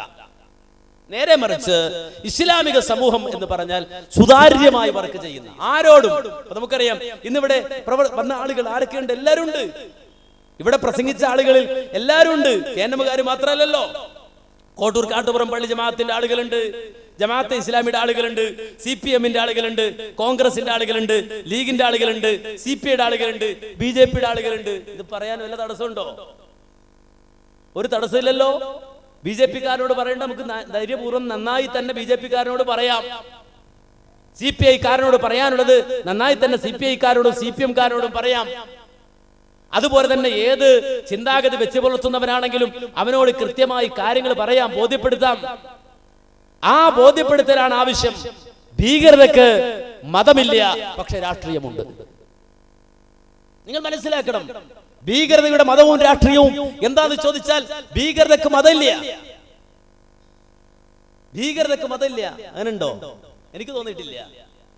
ടൈംസ് ഓഫ് ഇന്ത്യയുടെ ഒരു ലേഖിക കഴിഞ്ഞ ദിവസം വൈറ്റിലയിൽ വന്നു. എന്നിട്ട് പറഞ്ഞു, എന്തേ ഈ മുസ്ലിമായ ആളുകൾ പിന്നീട് അതിലേക്ക് കൂടുതൽ പഠിച്ചു വന്നിട്ട് പിന്നെന്താ ഭീകരവാദിയായി പോണത്? ഒരു സംശയമാണ്. നിങ്ങൾ ആലോചിച്ചൊക്കെ, ഒരു ലേഖികയുടെ ഒരു സംശയ, എന്താ അവരിങ്ങനെ ഭീകരവാദിയായി പോണേ? ഞാൻ തിരിച്ചു ചോദിച്ച ഒരേ ഒരു ചോദ്യമാണ്, അങ്ങനെ നിങ്ങൾക്ക് തോന്നിയിട്ടുണ്ടോ? അങ്ങനെ തോന്നിയിട്ടുണ്ട്. അത് ഇസ്ലാമിൽ മാത്രം, മുസ്ലിങ്ങൾക്കിടെ മാത്രം നടക്കുന്ന ഒരു പ്രതിഭാസമാണെങ്കിൽ അതെന്തോ കേടുണ്ട് എന്ന് മനസ്സിലാക്കുക. ഇസ്ലാമിൽ അങ്ങനെ ലോകത്ത് നടന്നത് അല്ലല്ലോ. മാവോയിസ്റ്റുകൾ എവിടെ നിന്നുണ്ടായതാ? ഏത് മതത്തിൽ നിന്നുണ്ടായതാ? നക്സലുകൾ ഏത് മതത്തിൽ നിന്നുണ്ടായതാ? ജൂത ഭീകരവാദികൾ ഏത് മതമാണ് അവർക്ക് ചാർത്തി കൊടുക്കേണ്ടത്? 2 നൂറ്റാണ്ട് കാലം നിരന്തരമായി പടയോട്ടം നടത്തിയ കുരിശുപട ഏത് മതത്തിന്റെ ലെവലാണ് ഒട്ടിക്കേണ്ടത്? ഏത് മതത്തിന്റെ പേരിലാണ് അത് ചാർത്തി കൊടുക്കേണ്ടത്? ഇങ്ങനെ ഭൗതിക മത പ്രത്യയശാസ്ത്രത്തിന്റെ വേര് പിടിച്ച് ഏതെല്ലാം തരത്തിലെ ചിന്താഗതികൾ ഉണ്ടായിട്ടുണ്ടോ ആ ചിന്താഗതികളിൽ മുഴുവനും ഈ എക്സ്ട്രീമുകൾ ഉണ്ടായിട്ടുണ്ട്, ഈ അതിവാദികൾ ഉണ്ടായിട്ടുണ്ട്, ഈ തീവ്ര ചിന്താഗതികൾ ഉണ്ടായിട്ടുണ്ട്. അത് ഭൗതിക മത വ്യത്യാസമൊന്നുമില്ല. ഏത് പ്രത്യയശാസ്ത്രമാണെങ്കിലും അതിന്റെ പേരിലൊക്കെ ഉണ്ടായിട്ടുണ്ട്. അത് ഈ പറയുന്ന ചിന്തയുമായി ബന്ധപ്പെട്ടിട്ടല്ല. അതിന് വേറെ പല കാരണങ്ങളും രാഷ്ട്രീയവുമുണ്ട്. ആ രാഷ്ട്രീയം എന്നും ഭീകരതയെ വെച്ച് പുലർത്തിയിട്ടുണ്ട്. ഭീകരവാദികളെ സൃഷ്ടിച്ചിട്ടുണ്ട്, ഭീകരവാദികൾക്ക് പണം കൊടുത്തിട്ടുണ്ട്, ഭീകരവാദികൾക്ക് വെടിക്കോപ്പുകൾ കൊടുത്തിട്ടുണ്ട്, ഭീകരവാദികൾക്ക് വേണ്ടി അജണ്ടകൾ ഉണ്ടാക്കി കൊടുത്തിട്ടുണ്ട്. രാഷ്ട്രീയം കളിക്കുന്ന, രാഷ്ട്രീയം അത് തങ്ങളുടെ ജീവിതത്തിന്റെ ഭാഗമായി സ്വീകരിച്ചിട്ടുള്ള ആളുകൾ ഈ ഭീകരതയെ അവർ പാലൂട്ടി വളർത്തിയിട്ടുണ്ട് എന്നത് വളരെ വ്യക്തമാണ്. മതം ഭീകരതക്കുണ്ട് എന്ന് പറയുന്നതിന് ഒരു രേഖയും ആർക്കും ഉദ്ധരിക്കാൻ സാധ്യമല്ല. ഏത് മതമാണെങ്കിലും ഹൈന്ദവ മതത്തിന്റെ പേരിൽ രൂപപ്പെടുന്നു എന്ന് പറയുന്ന സംഘപരിവാർ ശക്തികൾ ഇപ്പൊ ദളിതനെ തല്ലിക്കൊല്ലുന്നു. അത് ഹിന്ദുമത ആണോ? ദളിതനെ തല്ലിക്കൊല്ലുന്നത്, പരസ്യമായി മനുഷ്യരെ കൊന്നിട്ട് കെട്ടിത്തൂക്കുന്നത് ഹിന്ദുമതാണോ? ഒരാള് ഒരൽപ്പം ഇറച്ചി വാങ്ങി വീട്ടിൽ കൊണ്ടുവച്ച് മക്കൾക്കത് വേവിച്ചു കൊടുത്താൽ അവന്റെ വീട്ടിൽ കയറി ഇഷ്ടികക്ക് തലക്കടിച്ചു കൊല്ലുന്നത് ഹിന്ദുമതാണോ? എന്താ ഹിന്ദുമതത്തിന്റെ ആളുകൾ മാത്രം ഇങ്ങനെ ചെയ്യുന്നത്? ഹിന്ദുമതത്തിന് എന്തോ പ്രശ്നമുണ്ടോ എന്ന് ചോദിക്കുന്നതിന് വല്ല അർത്ഥമുണ്ടോ? നക്സലുകൾ അല്ലേ, ആ നക്സലുകൾ അവർ ചെയ്ത അല്ലെങ്കിൽ അവർ ചെയ്തുകൊണ്ടിരിക്കുന്ന പ്രവർത്തനങ്ങൾ ആ പ്രവർത്തനങ്ങൾ മുഴുവൻ കമ്മ്യൂണിസവുമായി ബന്ധപ്പെടുത്തിയിട്ട് ഇങ്ങനെ വ്യാഖ്യാനിച്ച് വിശദീകരിച്ച് ഒപ്പിക്കാൻ പറ്റുമോ?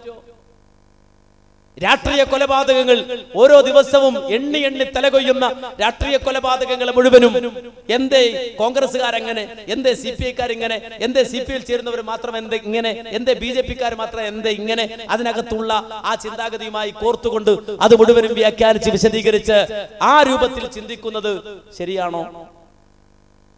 എന്തേ ഇസ്ലാമിക സമൂഹത്തിന്റെ കാര്യത്തിൽ മാത്രം ഈ രൂപത്തിലൊരു ചിന്ത പടർത്താൻ ശ്രമിക്കുന്നു? അതാണ് പറയുന്നത്, ഇസ്ലാമിനെ പേടിക്കുക എന്ന ഒരു ചിന്ത, ഇസ്ലാമോഫോബിയ എന്ന ചിന്ത സമൂഹത്തിലേക്ക് കൈമാറാനുള്ള വളരെ ശക്തമായ പ്രചാരവേലകൾ നടക്കുകയാണ്. അതുകൊണ്ട് നമ്മൾ പറയാ ഇസ്ലാമിനെ പേടിക്കുക. ആരാ പേടിക്കേണ്ടത്?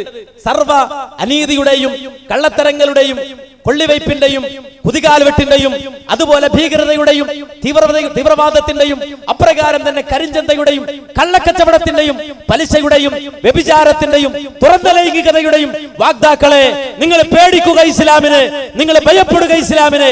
കാരണം ഇസ്ലാം അനീതിക്കെതിരാണ്, ഇസ്ലാം അക്രമത്തിനെതിരാണ്, ഇസ്ലാം ഭീകരതക്കെതിരാണ്, ഇസ്ലാം തീവ്രവാദത്തിനെതിരാണ്, ഇസ്ലാം വ്യഭിചാരത്തിനെതിരാണ്, ഇസ്ലാം പലിശക്കെതിരാണ്, ഇസ്ലാം പൂഴ്ത്തിവെപ്പിനെതിരാണ്, ഇസ്ലാം കള്ളക്കച്ചവടത്തിനെതിരാണ്. അതുകൊണ്ട് തിന്മയുടെ വാഗ്ദാക്കളെ നിങ്ങൾ പേടിക്കുക ഇസ്ലാമിനെ. നീതിയുടെ വാഗ്ദാക്കൾ ഇസ്ലാമിനെ പേടിക്കണ്ട, അവർക്ക് ഇസ്ലാമിനെ പുൽകാം. തുറന്ന മനസ്സോടെ തുറന്ന ഹൃദയത്തോടെ വിശുദ്ധ ദീനിനെ പുൽകാം, സ്വീകരിക്കാം. ഈ ഒരു ആർജവത്തിലേക്ക് മുസ്ലിം ഉമ്മത്ത് കടന്നു വരണം. ഈ ഒരു വിശ്വാസദാർഢ്യത്തിലേക്ക് വിശ്വാസികൾ കടന്നു വരണം. നിങ്ങൾക്കെതിരെ ആളുകൾ സംഘടിച്ചിരിക്കുന്നു, നിങ്ങളവരെ പേടിച്ചോ എന്ന് പറഞ്ഞ് മുനാഫിക്കുകൾ പണ്ട് വന്നല്ലോ. അപ്പൊ വിശ്വാസികൾ പറഞ്ഞത് ഹസ്ബുനല്ലാഹ്, ഞങ്ങൾക്കെതിരെ ആളുകൾ സംഘടിച്ചോട്ടെ, ഞങ്ങൾക്ക് അല്ലാഹ് മതി എന്ന് പറഞ്ഞ് അവര് പോയി എന്നാണ് ഖുർആൻ പറയുന്നത്. ഫൻഖലബു ബിനിഅ്മതിൻ മിനല്ലാഹ്, അല്ലാഹുവിന്റെ കാരുണ്യവും കൊണ്ട് റബ്ബിന്റെ നിഅ്മത്തും കൊണ്ടാണ് അവർ മടങ്ങി വന്നത്. രോമത്തിൽ പോലും പോറേൽപ്പിക്കാൻ സാധിച്ചില്ല എന്നാണ് ഖുർആൻ അവരെ പറ്റി പറഞ്ഞത്. ഇവിടെ സലഫി സമൂഹത്തിന്റെ മുന്നിൽ അന്വേഷണ കമ്മീഷൻ ഉണ്ടോ? അതുപോലെ തന്നെ സലഫി സമൂഹത്തിന്റെ മുന്നിൽ ഏതെങ്കിലും പോലീസ് മേധാവികളുണ്ടോ? ധൈര്യത്തെ കടന്നു വരാം, സ്വാഗതം ചെയ്യുന്നു, അന്വേഷിക്കാം. ഞങ്ങളുടെ സ്ഥാപനങ്ങൾ രജിസ്റ്റർ ചെയ്യപ്പെട്ടതാണ്, ഞങ്ങളുടെ സംഘടന രജിസ്റ്റർ ചെയ്യപ്പെട്ടതാണ്, ഞങ്ങളുടെ ശാഖകൾ രജിസ്റ്റർ ചെയ്യപ്പെട്ടതാണ്, ഞങ്ങളുടെ ശാഖയിൽ മെമ്പർഷിപ്പുള്ള ആളുകൾ രജിസ്റ്റർ ചെയ്യപ്പെട്ടവരാണ്. ആർക്കും പരിശോധിക്കാം ഒരു ശാഖയിൽ എത്ര അംഗങ്ങളുണ്ട്, അവർക്ക് മെമ്പർഷിപ്പ് ഉണ്ടോ, അവരുടെ ജനനത്തീയതി എന്താണ്, അവരുടെ അഡ്രസ് എന്താണ്, അവരുടെ ഫോൺ നമ്പർ എന്താണ്. ശാഖാതലം മുതൽ മണ്ഡലം തലം മുതൽ ജില്ലാതലം മുതൽ സംസ്ഥാന തലം വരെ സർവ്വതും രജിസ്റ്റർ ചെയ്യപ്പെട്ടിട്ടുണ്ട്, രേഖയുണ്ട്. ആർക്കും എപ്പോഴും വന്ന് പരിശോധിച്ചു പോകാം. സുതാര്യമാണ് പ്രസ്ഥാനം. പള്ളികളിലേക്ക് ധൈര്യത്തെ വരാം, നോക്കാം അവിടെ എന്തെങ്കിലും മാരകായുധങ്ങളുണ്ടോ. അള്ളാഹു തൗഫീഖ് ചെയ്തിട്ട് നമ്മുടെ ആ വടിചെത്തി കുറിപ്പിച്ച വാള് പോലും നമ്മുടെ പള്ളിയിൽ ഉണ്ടാവില്ല. സാധാരണ നമുക്കറിയാം വടിചെത്തി കുറിപ്പിച്ചൊരു വാളുണ്ടല്ലോ, വടിയുണ്ടല്ലോ, അതിങ്ങനെ ചെത്തിക്കുറിപ്പിച്ചിട്ട് അലൂമിനിയത്തിന്റെ പെയിന്റ് അടിച്ചൊരു വാളുണ്ടാക്കി വെച്ചിട്ടുണ്ടാവും ചില പള്ളിയിൽ. അത് കണ്ട് തെറ്റിദ്ധരിച്ച മനുഷ്യന്മാരുണ്ട്. ഇതെന്താ ഇതിന്റെ അകത്ത് പഴയ ആ വേലുത്തമ്പി തളവയൊക്കെ പിടിക്കുന്ന സൈസ് വാളാ, ചെറിയ വാളൊന്നുമല്ല. അത് വാളുമല്ല, പലയിടത്തും ഈ പറഞ്ഞ വടി ഇങ്ങനെ കുറിപ്പിച്ചിട്ട് ഇങ്ങനെ അലൂമിനിയത്തിന്റെ പെയിന്റ് അടിച്ചു വെച്ചിരിക്കണം. അതുപോലും ഈ സലഫി പള്ളിയിൽ കാണില്ല. അതുകൊണ്ടാണ് മുജാഹിദ് പ്രസ്ഥാനത്തെ സംബന്ധിച്ചിടത്തോളം മുജാഹിദ് പ്രസ്ഥാനത്തിന്റെ അവിടെ റെയ്ഡ് ഇവിടെ റെയ്ഡ്, ഭയങ്കര റെയ്ഡ്, അവിടെ റെയ്ഡ് ഇവിടെ റെയ്ഡ്, 4 പേര് റെയ്ഡ്. നിങ്ങൾ ആലോചിച്ച് നോക്കുക, അവിടെ റെയ്ഡ് നടക്കണം ഇവിടെ റെയ്ഡ് നടക്കാണ്. ഒരു പുസ്തകം പിടിച്ചോണ്ട് പോയിട്ടില്ല. നേരെ മറിച്ച് പോലീസ് ഉദ്യോഗസ്ഥന്മാർ വന്നു, നിങ്ങളുടെ പേരെന്താ? എന്റെ പേര് ഔസേഫ്. എന്താണ്? അല്ല, ഞങ്ങൾ ഇതിനെപ്പറ്റി ഇങ്ങനെ ആക്ഷേപം വന്നിട്ട് അന്വേഷിക്കാൻ വന്ന. ആയിക്കോട്ടെ, എന്താ നിങ്ങൾക്ക് വേണ്ടത്? നിങ്ങളുടെ കമ്പ്യൂട്ടർ തുറന്നാണ്, അതാ കമ്പ്യൂട്ടർ തുറന്നു കൊടുത്തു, നോക്കിക്കോ. നിങ്ങളുടെ മാസികൾ വേണം, 2 കൂടുതൽ പിടിച്ചോ. ഇതൊക്കെ കഴിഞ്ഞ് പോകുമ്പോ സാറേ ഒരു സാധനം കൂടെ തരാം. എന്താ? ഖുർആന്റെ ഒരു കോപ്പിയാ, കയ്യിൽ വെച്ചോ. അല്ല, കാശൊന്നും വേണ്ട, ഫ്രീയാ. ഇതാണ് മുജാഹിദ് പ്രസ്ഥാനം. അല്ലാതെ വന്ന ആളുകൾ കൈനിറയെ പുസ്തകങ്ങളുമായിട്ടാ പോയത്. എന്തിനാ വീട്ടിൽ പോയിട്ട് വായിച്ചു പഠിക്കാൻ, വീട്ടിൽ പോയിട്ട് വായിച്ചു പഠിക്കാൻ ഇസ്ലാം എന്താണ്. അല്ലാതെ കേറിയിട്ടത് ആ ഒരു പുസ്തകം കിട്ടിയിട്ടുണ്ട്, അത് ഭരണഘടനക്കെതിരായ പുസ്തകമാണ് കേട്ടോ, അത് കോടതിയിൽ ഹാജരാക്കും, അങ്ങനെ പറഞ്ഞിട്ടില്ല കേട്ടോ ഇതുവരെ. അള്ളാഹു കാത്തുരക്ഷിക്കുമാറാകട്ടെ. നമുക്ക് ആർക്കും എവിടെയും എപ്പോഴും ആരുടെ മുന്നിലും പറയാവുന്ന ആദർശമേ ഉള്ളൂ. ഇതിന്റെ രാവും പകലും ഒരുപോലെയാണ്, ഇതിന്റെ ഉച്ചയും പാതിരാത്രിയും ഒരുപോലെയാണ്. ഒരു മറയുമില്ല, ഒരു ഒളിവുമില്ല, കൃത്യമായി ഒരു സമൂഹത്തിന്റെ മുന്നിൽ പറയാവുന്ന ആദർശമാണ്. അതുകൊണ്ട് പ്രിയമുള്ളവരെ, ഭീകരതയുടെ പേരിൽ നടക്കുന്ന കുറെ അസംബന്ധങ്ങളുണ്ട്. ഒരിക്കലും അത് ഇന്ത്യ പോലെ രാജ്യത്ത് പറ്റില്ല. പ്രത്യേകിച്ച് പ്രിയപ്പെട്ടവരോട് പറയാനുള്ളത്, മുസ്ലിമായി കടന്നു വരുന്ന, ഇസ്ലാമിനെ കുറിച്ച് പഠിച്ച് കടന്നു വരുന്ന 10,000-ങ്ങളുണ്ട്. നിങ്ങൾ അവരെ ഉപദ്രവിക്കരുത്. അതെല്ലാരോടും പറയണം. നിങ്ങൾക്ക് അവരോട് ചോദിക്കാം, നിങ്ങളെ പ്രകോപിപ്പിച്ചോ, ബലമായി കൊണ്ടുവന്നതാണോ, പണം തന്നു കൊണ്ടുവന്നതാണോ, പൈസ കിട്ടിയോ, പെണ്ണിനെ കാണിച്ചു കൊണ്ടുവന്നതാണോ, ലവ് ജിഹാദാണോ ഒക്കെ ചോദിക്കാം. പക്ഷേ എന്തിനാടാ നീ മതം മാറിയത്, ഗർഭാപ്പസി ആയിക്കൂടെടാ എന്നൊന്നും ചോദിക്കരുത്. അത് ശരിയല്ല, അതിന് നിയമലംഘനമാണ്, ഭരണഘടനക്കെതിരാണ്. അതിന്റെ പേരിൽ ഒരു പത്രക്കാരനും മുസ്ലിമായി കടന്നു വന്ന ആളെ മുസ്ലിമായതിന്റെ പേരിൽ പീഡിപ്പിക്കരുത്. കാരണം ഇന്ത്യ രാജ്യത്ത് ആർക്കും മുസ്ലിമാകാൻ അവകാശമുണ്ട്, ആർക്കും ഹിന്ദുവാകാൻ അവകാശമുണ്ട്, ആർക്കും ക്രിസ്ത്യാനിയാകാൻ അവകാശമുണ്ട്, ആർക്കും ജൂതനാകാൻ അവകാശമുണ്ട്, ആർക്കും മതമില്ലാത്തവനായി നടക്കാൻ അവകാശമുണ്ട്. അതാണ് ഇന്ത്യയുടെ മഹത്വം എന്ന് മനസ്സിലാക്കുക. അതിന്റെ പേര് ആരെയും കൊല്ലാനും തല്ലാനും നടക്കരുത്. ഇത് വളരെ വ്യക്തമാണ്. ഇന്നത്തെ ഈ സാഹചര്യത്തിൽ ഇത് കൃത്യമായി മനസ്സിലാക്കുകയും നിലവിലുള്ള ഈ സമൂഹത്തിൽ നിലനിൽക്കുന്ന ഇത്തരം കാര്യങ്ങൾ എടുത്തു വെച്ചിട്ട് ഭീതിജനകമായ ഒരു സാഹചര്യം, ഒരു പേടിപ്പെടുത്തുന്ന സാഹചര്യം ഉണ്ടാക്കാൻ ഒരു മാധ്യമവും ദയവ് ചെയ്ത് പണിയെടുക്കണ്ട. ഇവിടെ ഭീതിജനകമായ സാഹചര്യമല്ല, നേരെ മറിച്ച് തുറന്ന ഒരു സാഹചര്യമാണുള്ളത്. മുസ്ലിം ഉമ്മത്ത് കൂടുതൽ കരുത്തോടെ വിശുദ്ധ ഖുർആനിന്റെ ആശയങ്ങളുമായി, പ്രവാചക ചര്യയുടെ ആശയങ്ങളുമായി സമൂഹത്തിലേക്ക് ഇറങ്ങി ചെല്ലുക. എന്നിട്ട് ആരോടും അത് പറഞ്ഞു കൊടുക്കുക. മറ്റു മുസ്ലിങ്ങളോട്, അമുസ്ലിങ്ങളായ സഹോദരങ്ങളോട് ഇത് പഠിപ്പിച്ചു കൊടുക്കുക. മുസ്ലിമീങ്ങൾ ഇത് പഠിക്കുക, എന്നിട്ട് അതനുസരിച്ചിട്ട് ജീവിച്ച് കാണിച്ചു കൊടുക്കുക. ഇതാണ് ഇസ്ലാം എന്ന് പറയുക. ഇസ്ലാം അത് കാണണമെങ്കിൽ എന്നിലേക്ക് നോക്കിയാൽ മതി എന്ന് ധൈര്യത്തെ പറയാ. ഞാൻ ഒരിക്കലും അനീതി ചെയ്യൂല, അക്രമം ചെയ്യൂല. എന്റെ അയൽവാസി പട്ടിണി കിടക്കുമ്പോ ഞാൻ എന്റെ വയർ നിറക്കൂല. അതുപോലെ തന്നെ ഒരു മനുഷ്യരോടും ഞാൻ അനീതി ചെയ്യൂല. ഞാൻ നീതിയുടെ വാഗ്ദാവായി നിലകൊള്ളും എന്ന ആ വിശുദ്ധ ദീനിന്റെ സുന്ദരമായ നിലപാടുകളെ ഉയർത്തി കാണിച്ചുകൊണ്ട് ജീവിക്കുക. ഇസ്ലാം ഒരിക്കലും കയ്യിൽ തോക്കേന്തിയവന്റെ മതമല്ല. ഇസ്ലാം ഊരിപ്പിടിച്ച വാളുമായി നിൽക്കുന്നവന്റെ മതമല്ല. നേരെ മറിച്ച് കാരുണ്യത്തിന്റെ കരസ്പർശവുമായി വിശക്കുന്നവന്റെ മുന്നിൽ, രോഗിയുടെ മുന്നിൽ, കഷ്ടത അനുഭവിക്കുന്നവന്റെ മുന്നിൽ, പീഡിപ്പിക്കപ്പെടുന്നവന്റെ മുന്നിൽ കാരുണ്യത്തിന്റെ കരങ്ങളുമായി നിൽക്കുന്ന കാരുണ്യാർദ്രമായ ഒരു മതത്തിന്റെ വാഗ്ദാക്കളാണ് ഞങ്ങളെന്ന് ജീവിതം കൊണ്ട് തെളിയിച്ചു കൊടുക്കാൻ പ്രിയപ്പെട്ടവരെ നമുക്ക് സാധിക്കേണ്ടതുണ്ട്. അതിനുവേണ്ടി ജാതി മത വ്യത്യാസമില്ലാതെ, രാഷ്ട്രീയ കക്ഷി വ്യത്യാസമില്ലാതെ എല്ലാവരും ഒത്തൊരുമിച്ച് നിൽക്കുക. നമ്മുടെ ആ നന്മ അവിടെയാണ് നിലകൊള്ളുന്നത്. ഇന്ത്യ എന്ന മഹാരാജ്യത്ത് ഞാനും നിങ്ങളും ജീവിക്കുമ്പോ ഇന്ത്യ പോലെ സമാധാന ചിത്തമായ രാജ്യത്ത് ജീവിക്കുന്ന ഒരു മുസ്ലിമിനെ സംബന്ധിച്ചിടത്തോളം ആ രാജ്യത്തോട് കൂറു പുലർത്തുക എന്നത് മതത്തിന്റെ ഭാഗമാണ്, വിശ്വാസത്തിന്റെ ഭാഗമാണ്. വിശ്വാസത്തിന്റെ ഭാഗം അല്ല എന്ന് പറയരുത്, ഈമാനിന്റെ ഭാഗം അല്ല എന്നല്ല പറയേണ്ടത്, അത് മതത്തിന്റെ ഭാഗമാണ്. ഖുർആൻ പഠിപ്പിച്ച നന്മയുടെ ഭാഗമാണ്. ഖുർആൻ നിർദ്ദേശിച്ചതാണ്. നിനക്ക് നിന്റെ മതസ്വാതന്ത്ര്യം അനുഭവിക്കാൻ സ്വാതന്ത്ര്യം തരുന്ന ഒരു രാജ്യത്ത് ആ രാജ്യത്തിന് അങ്ങോട്ട് നീ നന്മ ചെയ്യണം, ആ രാജ്യത്തോട് കൂറുകാഴി കാണിക്കണം, ആ രാജ്യത്തോട് നീതി പുലർത്തണമെന്ന് വിശുദ്ധ ഖുർആൻ പഠിപ്പിച്ചു തരുന്നുവെങ്കിൽ ആ വിശുദ്ധ ഖുർആനിന്റെ അനുയായികൾ അത് സ്വീകരിക്കണം. ഈ രാജ്യത്തോട് കൂറു പുലർത്തണം. ഈ രാജ്യം നമുക്ക് പറ്റൂല, ഇത് കുഫ്രിന്റെ നാടാണ് എന്ന് ആരെങ്കിലും ചെവിയിൽ വന്ന് അടക്കം പറഞ്ഞാൽ അവന്റെ ചെവിക്ക് പിടിച്ച് നേരെ കൊണ്ടുപോയി പോലീസ് സ്റ്റേഷനിൽ ഏൽപ്പിച്ചു കൊടുക്കണോ? ഇവൻ രാജ്യദ്രോഹിയാണ്, ഇവൻ മതവിരോധിയാണ്. കാരണം ആ മനുഷ്യൻ ഒരിക്കലും ഇസ്ലാമിക വൃത്തത്തിലോ ഇന്ത്യ എന്ന മഹാരാജ്യത്തോ ജീവിക്കാൻ അവകാശമുള്ളവനല്ല. ഇത് കുഫറിന്റെ നാടാണ്, ഇത് താഗൂത്ത് ഗവൺമെന്റ് ആണ്. ഈ രാജ്യത്ത് മുസ്ലിമായി ജീവിക്കാൻ പറ്റില്ല എന്ന് ചെവിയിൽ കുറുകിത്തരുന്നവൻ ആരെങ്കിലും ഉണ്ടെങ്കിൽ അവനെ നിയമത്തിന്റെ മുന്നിൽ കൊണ്ടുവന്ന് നിർത്തണം. നമ്മളാണ് അതിനു വേണ്ടി വക്കീലിനെ ഏർപ്പാടാക്കേണ്ടത്, നമ്മളാണത് കൃത്യമായി കോടതിയിൽ കേസ് കൊടുക്കേണ്ടത്. എന്നിട്ട് ഇത് രാജ്യദ്രോഹമാണ് എന്ന് ബോധ്യപ്പെടുത്തി കൊടുക്കേണ്ടത്. ആ ബാധ്യത നമ്മൾ നിർവഹിക്കുക. അതോടൊപ്പം തന്നെ വിശുദ്ധ ഇസ്ലാമിന്റെ സുന്ദരമായ കാഴ്ചപ്പാട് ലോകത്തിന്റെ മുന്നിൽ അവതരിപ്പിച്ചു കൊടുക്കുക. നമ്മൾ മറയില്ലാതെ ഒളിവില്ലാതെ ജീവിക്കുക. അങ്ങനെ സുന്ദരമായ ഒരു നാട്, സുന്ദരമായ ഒരു രാജ്യം, ആ രാജ്യത്തിൽ നിന്ന് നിലനിൽക്കുന്ന സമാധാനം, ആ രാജ്യത്ത് നിലനിൽക്കുന്ന ശാന്തി, ആ ശാന്തി നിലനിർത്തുക. മറ്റു മതസ്ഥരായ ആളുകളോടൊപ്പം കൂടുതൽ ചേർന്നിരിക്കുക, അവരുടെ പേടി മാറ്റുക, ഭയം മാറ്റുക. ഓരോ ദിവസവും പത്രം വായിച്ചിട്ട് അവരുടെ മനസ്സിൽ അടിഞ്ഞുകൂടുന്ന ഭീതിതമായ സാഹചര്യമുണ്ട്. കഴിഞ്ഞ ദിവസം എത്രത്തോളം എന്ന് ചോദിച്ചാൽ, കഴിഞ്ഞ ദിവസം ഒരു യാത്ര പോകാൻ വേണ്ടിയിട്ട് എന്റെ ഒരു സുഹൃത്ത് വഴിയിൽ കാത്തു നിന്നു. ഇത്ര സമയത്ത് അവിടെ എത്താൻ പറഞ്ഞു. ഞാൻ അവിടെ എത്തിയപ്പോൾ ആളെ കാണാനില്ല. ഞാൻ ചോദിച്ചു, ഇയാളോട് പോയി ഫോൺ ചെയ്തപ്പോൾ പറഞ്ഞു ഞാൻ സ്റ്റേഷനിലാണ്, അവിടെ വെയിറ്റ് ചെയ്ത് പോരാ. ഞാൻ വിചാരിച്ചു സാധുവിനെ പോലീസ് നോക്കിയതാണ്. സംഗതി എന്താന്ന് ചോദിച്ചപ്പോ ഒരാള് പാഞ്ഞു വന്നിരിക്കുകയാണ് കോട്ടയത്ത് നിന്ന്. എന്താ കാരണം എന്ന് ചോദിച്ചപ്പോ ഇയാൾ വന്നിട്ട് പറയാന്ന് പറഞ്ഞു. വന്നിട്ട് പറഞ്ഞെന്താന്ന് ചോദിച്ചാൽ 6 or 7 കൊല്ലം മുമ്പ് ഒരു വണ്ടി വാങ്ങിയതാ. ഈ 6 കൊല്ലത്തിന് ഇടക്ക് അയാൾ സ്വന്തം പേരിലേക്ക് ആ വണ്ടി മാറ്റിയിട്ടില്ല. ആ സഹോദരന്റെ പേര് തന്നെയാണ് അത് ഉപയോഗിച്ചുകൊണ്ടിരുന്നത്. അങ്ങനെ അയാൾ ഓടി വന്നിരിക്കുകയാണ് സ്റ്റേഷനിൽ. ഇത് കഴിഞ്ഞ് യാത്ര പോകുമ്പോ അയാൾ എന്നോട് പറഞ്ഞു, ആ സുഹൃത്തിനോട് പറഞ്ഞു, എന്താണ് ഇപ്പൊ പെട്ടെന്ന് ഇങ്ങനെ വരാൻ കാരണം?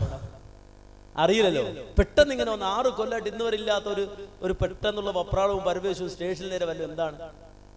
ഞാൻ പറഞ്ഞു അയാൾ പത്രം വായിച്ചിട്ടുണ്ടാവും, അതന്നെ കാരണം. ഇത് പറഞ്ഞുകൊണ്ടിരിക്കുമ്പോ ആ സഹോദരൻ വിളിക്കാണ്, സ്റ്റേഷനിൽ നിന്ന് ഏതോ ഒരു പേപ്പറിന് വേണ്ടി വിളിക്കാണ് സുഹൃത്തിനെ. അപ്പൊ വിളിച്ചപ്പോ ഇയാൾ ചോദിച്ചു, അല്ല എന്തേ ഈ 6 കൊല്ലത്തെ ഇല്ലാത്ത ഒരു വെപ്രാളം ഇപ്പൊ ഉണ്ടായത്, എന്തേ നിങ്ങൾ ഇപ്പൊ ഓടി വന്നത് എന്ന് ചോദിച്ചപ്പോ ആ സഹോദരൻ തന്നെ പറയാണ്, പത്രം വായിച്ചുകൊണ്ടാണ്, നിങ്ങൾ തെറ്റിദ്ധരിക്കണ്ട, പേടിച്ചിട്ട് വന്നതാ, കാര്യം ഏതെങ്കിലും IS-കാരനായി പോകണ്ടെന്ന് വിചാരിച്ചിട്ട് ഓടി വന്നതാ. നിങ്ങൾ മനസ്സിലാക്കുന്ന ഒരു മുസ്ലിമിന്റെ മനസ്സാണ് ഞാൻ ഈ പറയുന്നത്. ഈ പത്രക്കാരൻ എഴുതി വിടുന്ന ഈ കോപ്രായങ്ങൾ മുഴുവൻ വായിച്ചിട്ട് ഈ വൈകുന്നേരം ഇരുന്നിട്ട് ഇങ്ങനെ ഈ ചപ്പടാച്ചി അടിക്കുന്ന കുറെ ആൾക്കാരുണ്ടല്ലോ, ഇവരുടെ വിചാരം ലോകം മുഴുവൻ്റെ തലയിലാണ്. നിങ്ങൾ ആലോചിക്കുക, സങ്കടം തോന്നും. ചിലപ്പോൾ ആ ടെലിവിഷൻ എന്ന സംവിധാനത്തോട് സഹതാപം തോന്നും. ഈ വൈകുന്നേരമൊക്കെ 1 മണിക്കൂർ ഈ മനുഷ്യന്മാരെ കുറെ ഏർപ്പാടുണ്ടല്ലോ, നിർത്തിക്കൂടെ? പഴയ 1/2 മണിക്കൂർ 20 മിനിറ്റ് വാർത്ത മതി. അത്യാവശ്യം കാര്യങ്ങൾ അറിയാം. ആ 20 മിനിറ്റ് പഴയ ആ ദൂരദർശന്റെ വാർത്ത ഉണ്ട്, അത് മതിയും. ഈ ചങ്ങായിമാരെല്ലാം കൂടെ കൊണ്ട് കേറിട്ട് ഇങ്ങനെ അവലോകനം ചെയ്തിട്ട് അവസാനം തുടങ്ങുന്നിടത്തല്ല ഒടുങ്ങുന്നിടത്തല്ല തുടക്കോ. ഇത് എവിടെ എത്തിയെന്ന് ഓനോട് തന്നെ ചോദിച്ചാൽ ക്യാഹേ എന്ന് ചോദിച്ചതുപോലെ ഒന്നുമില്ലാത്തൊരവസ്ഥ. ഇതൊക്കെ ഒന്ന് മനുഷ്യന്മാരെ പേടിപ്പിക്കാതിരിക്കുക. മുല്ലപ്പെരിയാർ പൊട്ടാൻ പോയാൽ പോലും സുഹൃത്തുക്കളെ ഉടൻ തന്നെ ഫ്ലാഷ് ന്യൂസ്, മുല്ലപ്പെരിയാർ പൊട്ടുന്നു, കൊടുക്കാൻ പാടില്ല. നിയമം അറിയുന്ന ആൾക്കാർ ഇവിടെ ഉണ്ടാവും, അവരോട് ചോദിച്ചു, അവന് കൊടുക്കാൻ പാടില്ല. കാരണം എന്ന് വെച്ചാൽ ഒരു നാട് മുഴുവൻ ഭീതിയിലായാൽ, പേടിച്ചു പോയാൽ അവരെന്താ ചെയ്യണമെന്ന് പറയാൻ പറ്റില്ല. അല്ല, കൊടുക്കാൻ പാടില്ല. അതിന് സുരക്ഷാ മാർഗങ്ങൾ സ്വീകരിച്ച് പതുക്കെ മെല്ലെ അവിടുന്ന് ആളുകളെ നീക്കിക്കൊണ്ടുപോകണം. ഇതോടൻ തന്നെ കിട്ടി വാർത്ത കൊടുത്തോന്ന് പറഞ്ഞു ഒറ്റ എറിയാണ്. ഫ്ലാഷ് ന്യൂസ്, മുല്ലപ്പെരിയാർ ഇപ്പൊ പൊട്ടണ്ട, പൊട്ടി. ഈ ഭീതിതമായ മനസ്സുകളെ രൂപപ്പെടുത്തുന്ന ഈ മാധ്യമക്കാരന്റെ കുതന്ത്രത്തെ തിരിച്ചറിയണം, അവസാനിപ്പിക്കണത്. മനുഷ്യന്മാര് പൈസ കൊടുത്തിട്ട് ഇത് വാങ്ങണം. 2.50 പോക്കറ്റിൽ പണിയെടുത്തിട്ട് പോക്കറ്റിൽ നിന്ന് എടുത്തിട്ട് ഈ വായിക്കണം. ഓനെ ഞെട്ടിക്കണം, മേടിക്കണോനും ഞെട്ടിക്കണം ഈ സാധനം. അതുകൊണ്ട് അതൊക്കെ നിർത്തുക. സർക്കുലേഷനും അതുപോലെ തന്നെ പൈസ ഉണ്ടാക്കലും അതുപോലെ തന്നെ പത്രം വളർത്തലും അതിനു വേണ്ടിയുള്ള ഈ ഏർപ്പാട് നിർത്തുക. മനുഷ്യന്മാരെ അകറ്റിയിട്ടല്ല, അവരുടെ മനസ്സിൽ ഭീതി നിറച്ചിട്ടല്ല ധർമ്മം നിർവഹിക്കേണ്ടത്, മാധ്യമധർമ്മം നിർവഹിക്കേണ്ടത്. നേരെ മറിച്ച് ജനങ്ങളെ സേവിച്ചുകൊണ്ടാണ്, ജനങ്ങളെ സ്നേഹിച്ചുകൊണ്ടാണ്, ജനങ്ങൾക്ക് ഉപകാരം ചെയ്തുകൊണ്ടാണ്, ജനങ്ങളെ അടുപ്പിച്ചുകൊണ്ടല്ല, ജനങ്ങൾക്കിടയിൽ മാനസികമായ ഐക്യം ഉണ്ടാക്കിക്കൊണ്ടാണ്. ആ നിലക്ക് ധാർമ്മികതയിൽ നിൽക്കുന്ന പത്രധർമ്മം നിർവഹിക്കാൻ നമ്മുടെ നാട്ടിലെ മാധ്യമ പ്രവർത്തകർക്ക് അല്ലാഹു തൗഫീഖ് കൊടുക്കുമാറാകട്ടെ. വലിയൊരു ദുആ ആകണം. കാരണം ഇവരാണ് കൂടുതൽ ഈ പ്രശ്നം ഉണ്ടാക്കുക, ഫിത്ന ഉണ്ടാക്കുക. അതുകൊണ്ട് പ്രിയപ്പെട്ട സഹോദരങ്ങളെ, നമ്മൾ മനസ്സിലാക്കണം, ഇസ്ലാം എന്നുള്ളത് ആർക്കും വായിക്കാവുന്ന തുറന്ന ഇടാണ്. അത് പരിശോധിക്കുക, അത് വായിക്കുക, എന്നിട്ട് അതിൽ എന്തെങ്കിലും തിന്മ കാണുന്നോ നിങ്ങൾ സ്വീകരിക്കണ്ട, അതിനെ മാറ്റിവെക്കാൻ നിങ്ങൾക്ക് അവകാശമുണ്ട്, അതിനെ വർജിക്കാൻ നിങ്ങൾക്ക് അവകാശമുണ്ട്. ആ ഖുർആനിന്റെയും സുന്നത്തിന്റെയും ആശയത്തിൽ നന്മ നിങ്ങൾ കാണുന്നോ അത് സ്വീകരിക്കുവാനും നിങ്ങൾക്ക് അവകാശമുണ്ട്. ആ അവകാശത്തിനപ്പുറത്ത് ഭീകരതയുടെയോ തീവ്രവാദത്തിന്റെയോ നിർബന്ധ മതപരിവർത്തനത്തിന്റെയോ ഒന്നും ഒരു സാഹചര്യവും ഒരിക്കലും ഇസ്ലാം അനുവദിച്ചിട്ടില്ല എന്നത് മനസ്സിലാക്കി ഉൾക്കൊണ്ട് സാഹോദര്യത്തോടെയുള്ള ഒരു ജീവിതം സാധ്യമാക്കണേ എന്ന് ഉണർത്തിക്കൊണ്ട് ഞാൻ എന്റെ വാക്കുകൾ അവസാനിപ്പിക്കുകയാണ്. അല്ലാഹുവേ, ഞങ്ങൾ പറഞ്ഞതും കേട്ടതും നീ സ്വീകരിക്കണം റഹ്മാനെ. അല്ലാഹുവേ, ആരെങ്കിലും തെറ്റിദ്ധരിച്ചു പോയിട്ടുണ്ട് എങ്കിൽ അവർക്ക് നേരിന്റെ വഴി നീ കാണിച്ചു കൊടുക്കണം റഹ്മാനെ. അല്ലാഹുവേ, എല്ലാ പ്രതിസന്ധി ഘട്ടങ്ങളിലും ഉറച്ചു നിന്നുകൊണ്ട് പ്രവർത്തിക്കാനുള്ള തൗഫീഖ് തന്ന് അനുഗ്രഹിക്കണം റഹ്മാനെ.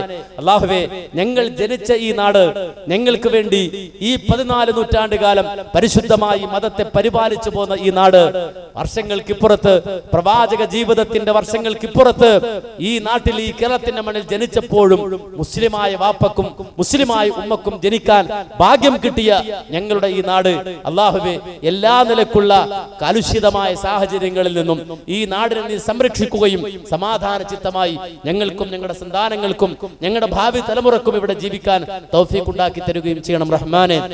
ربنا آتنا في الدنيا حسنة وفي الآخرة حسنة وقنا عذاب النار.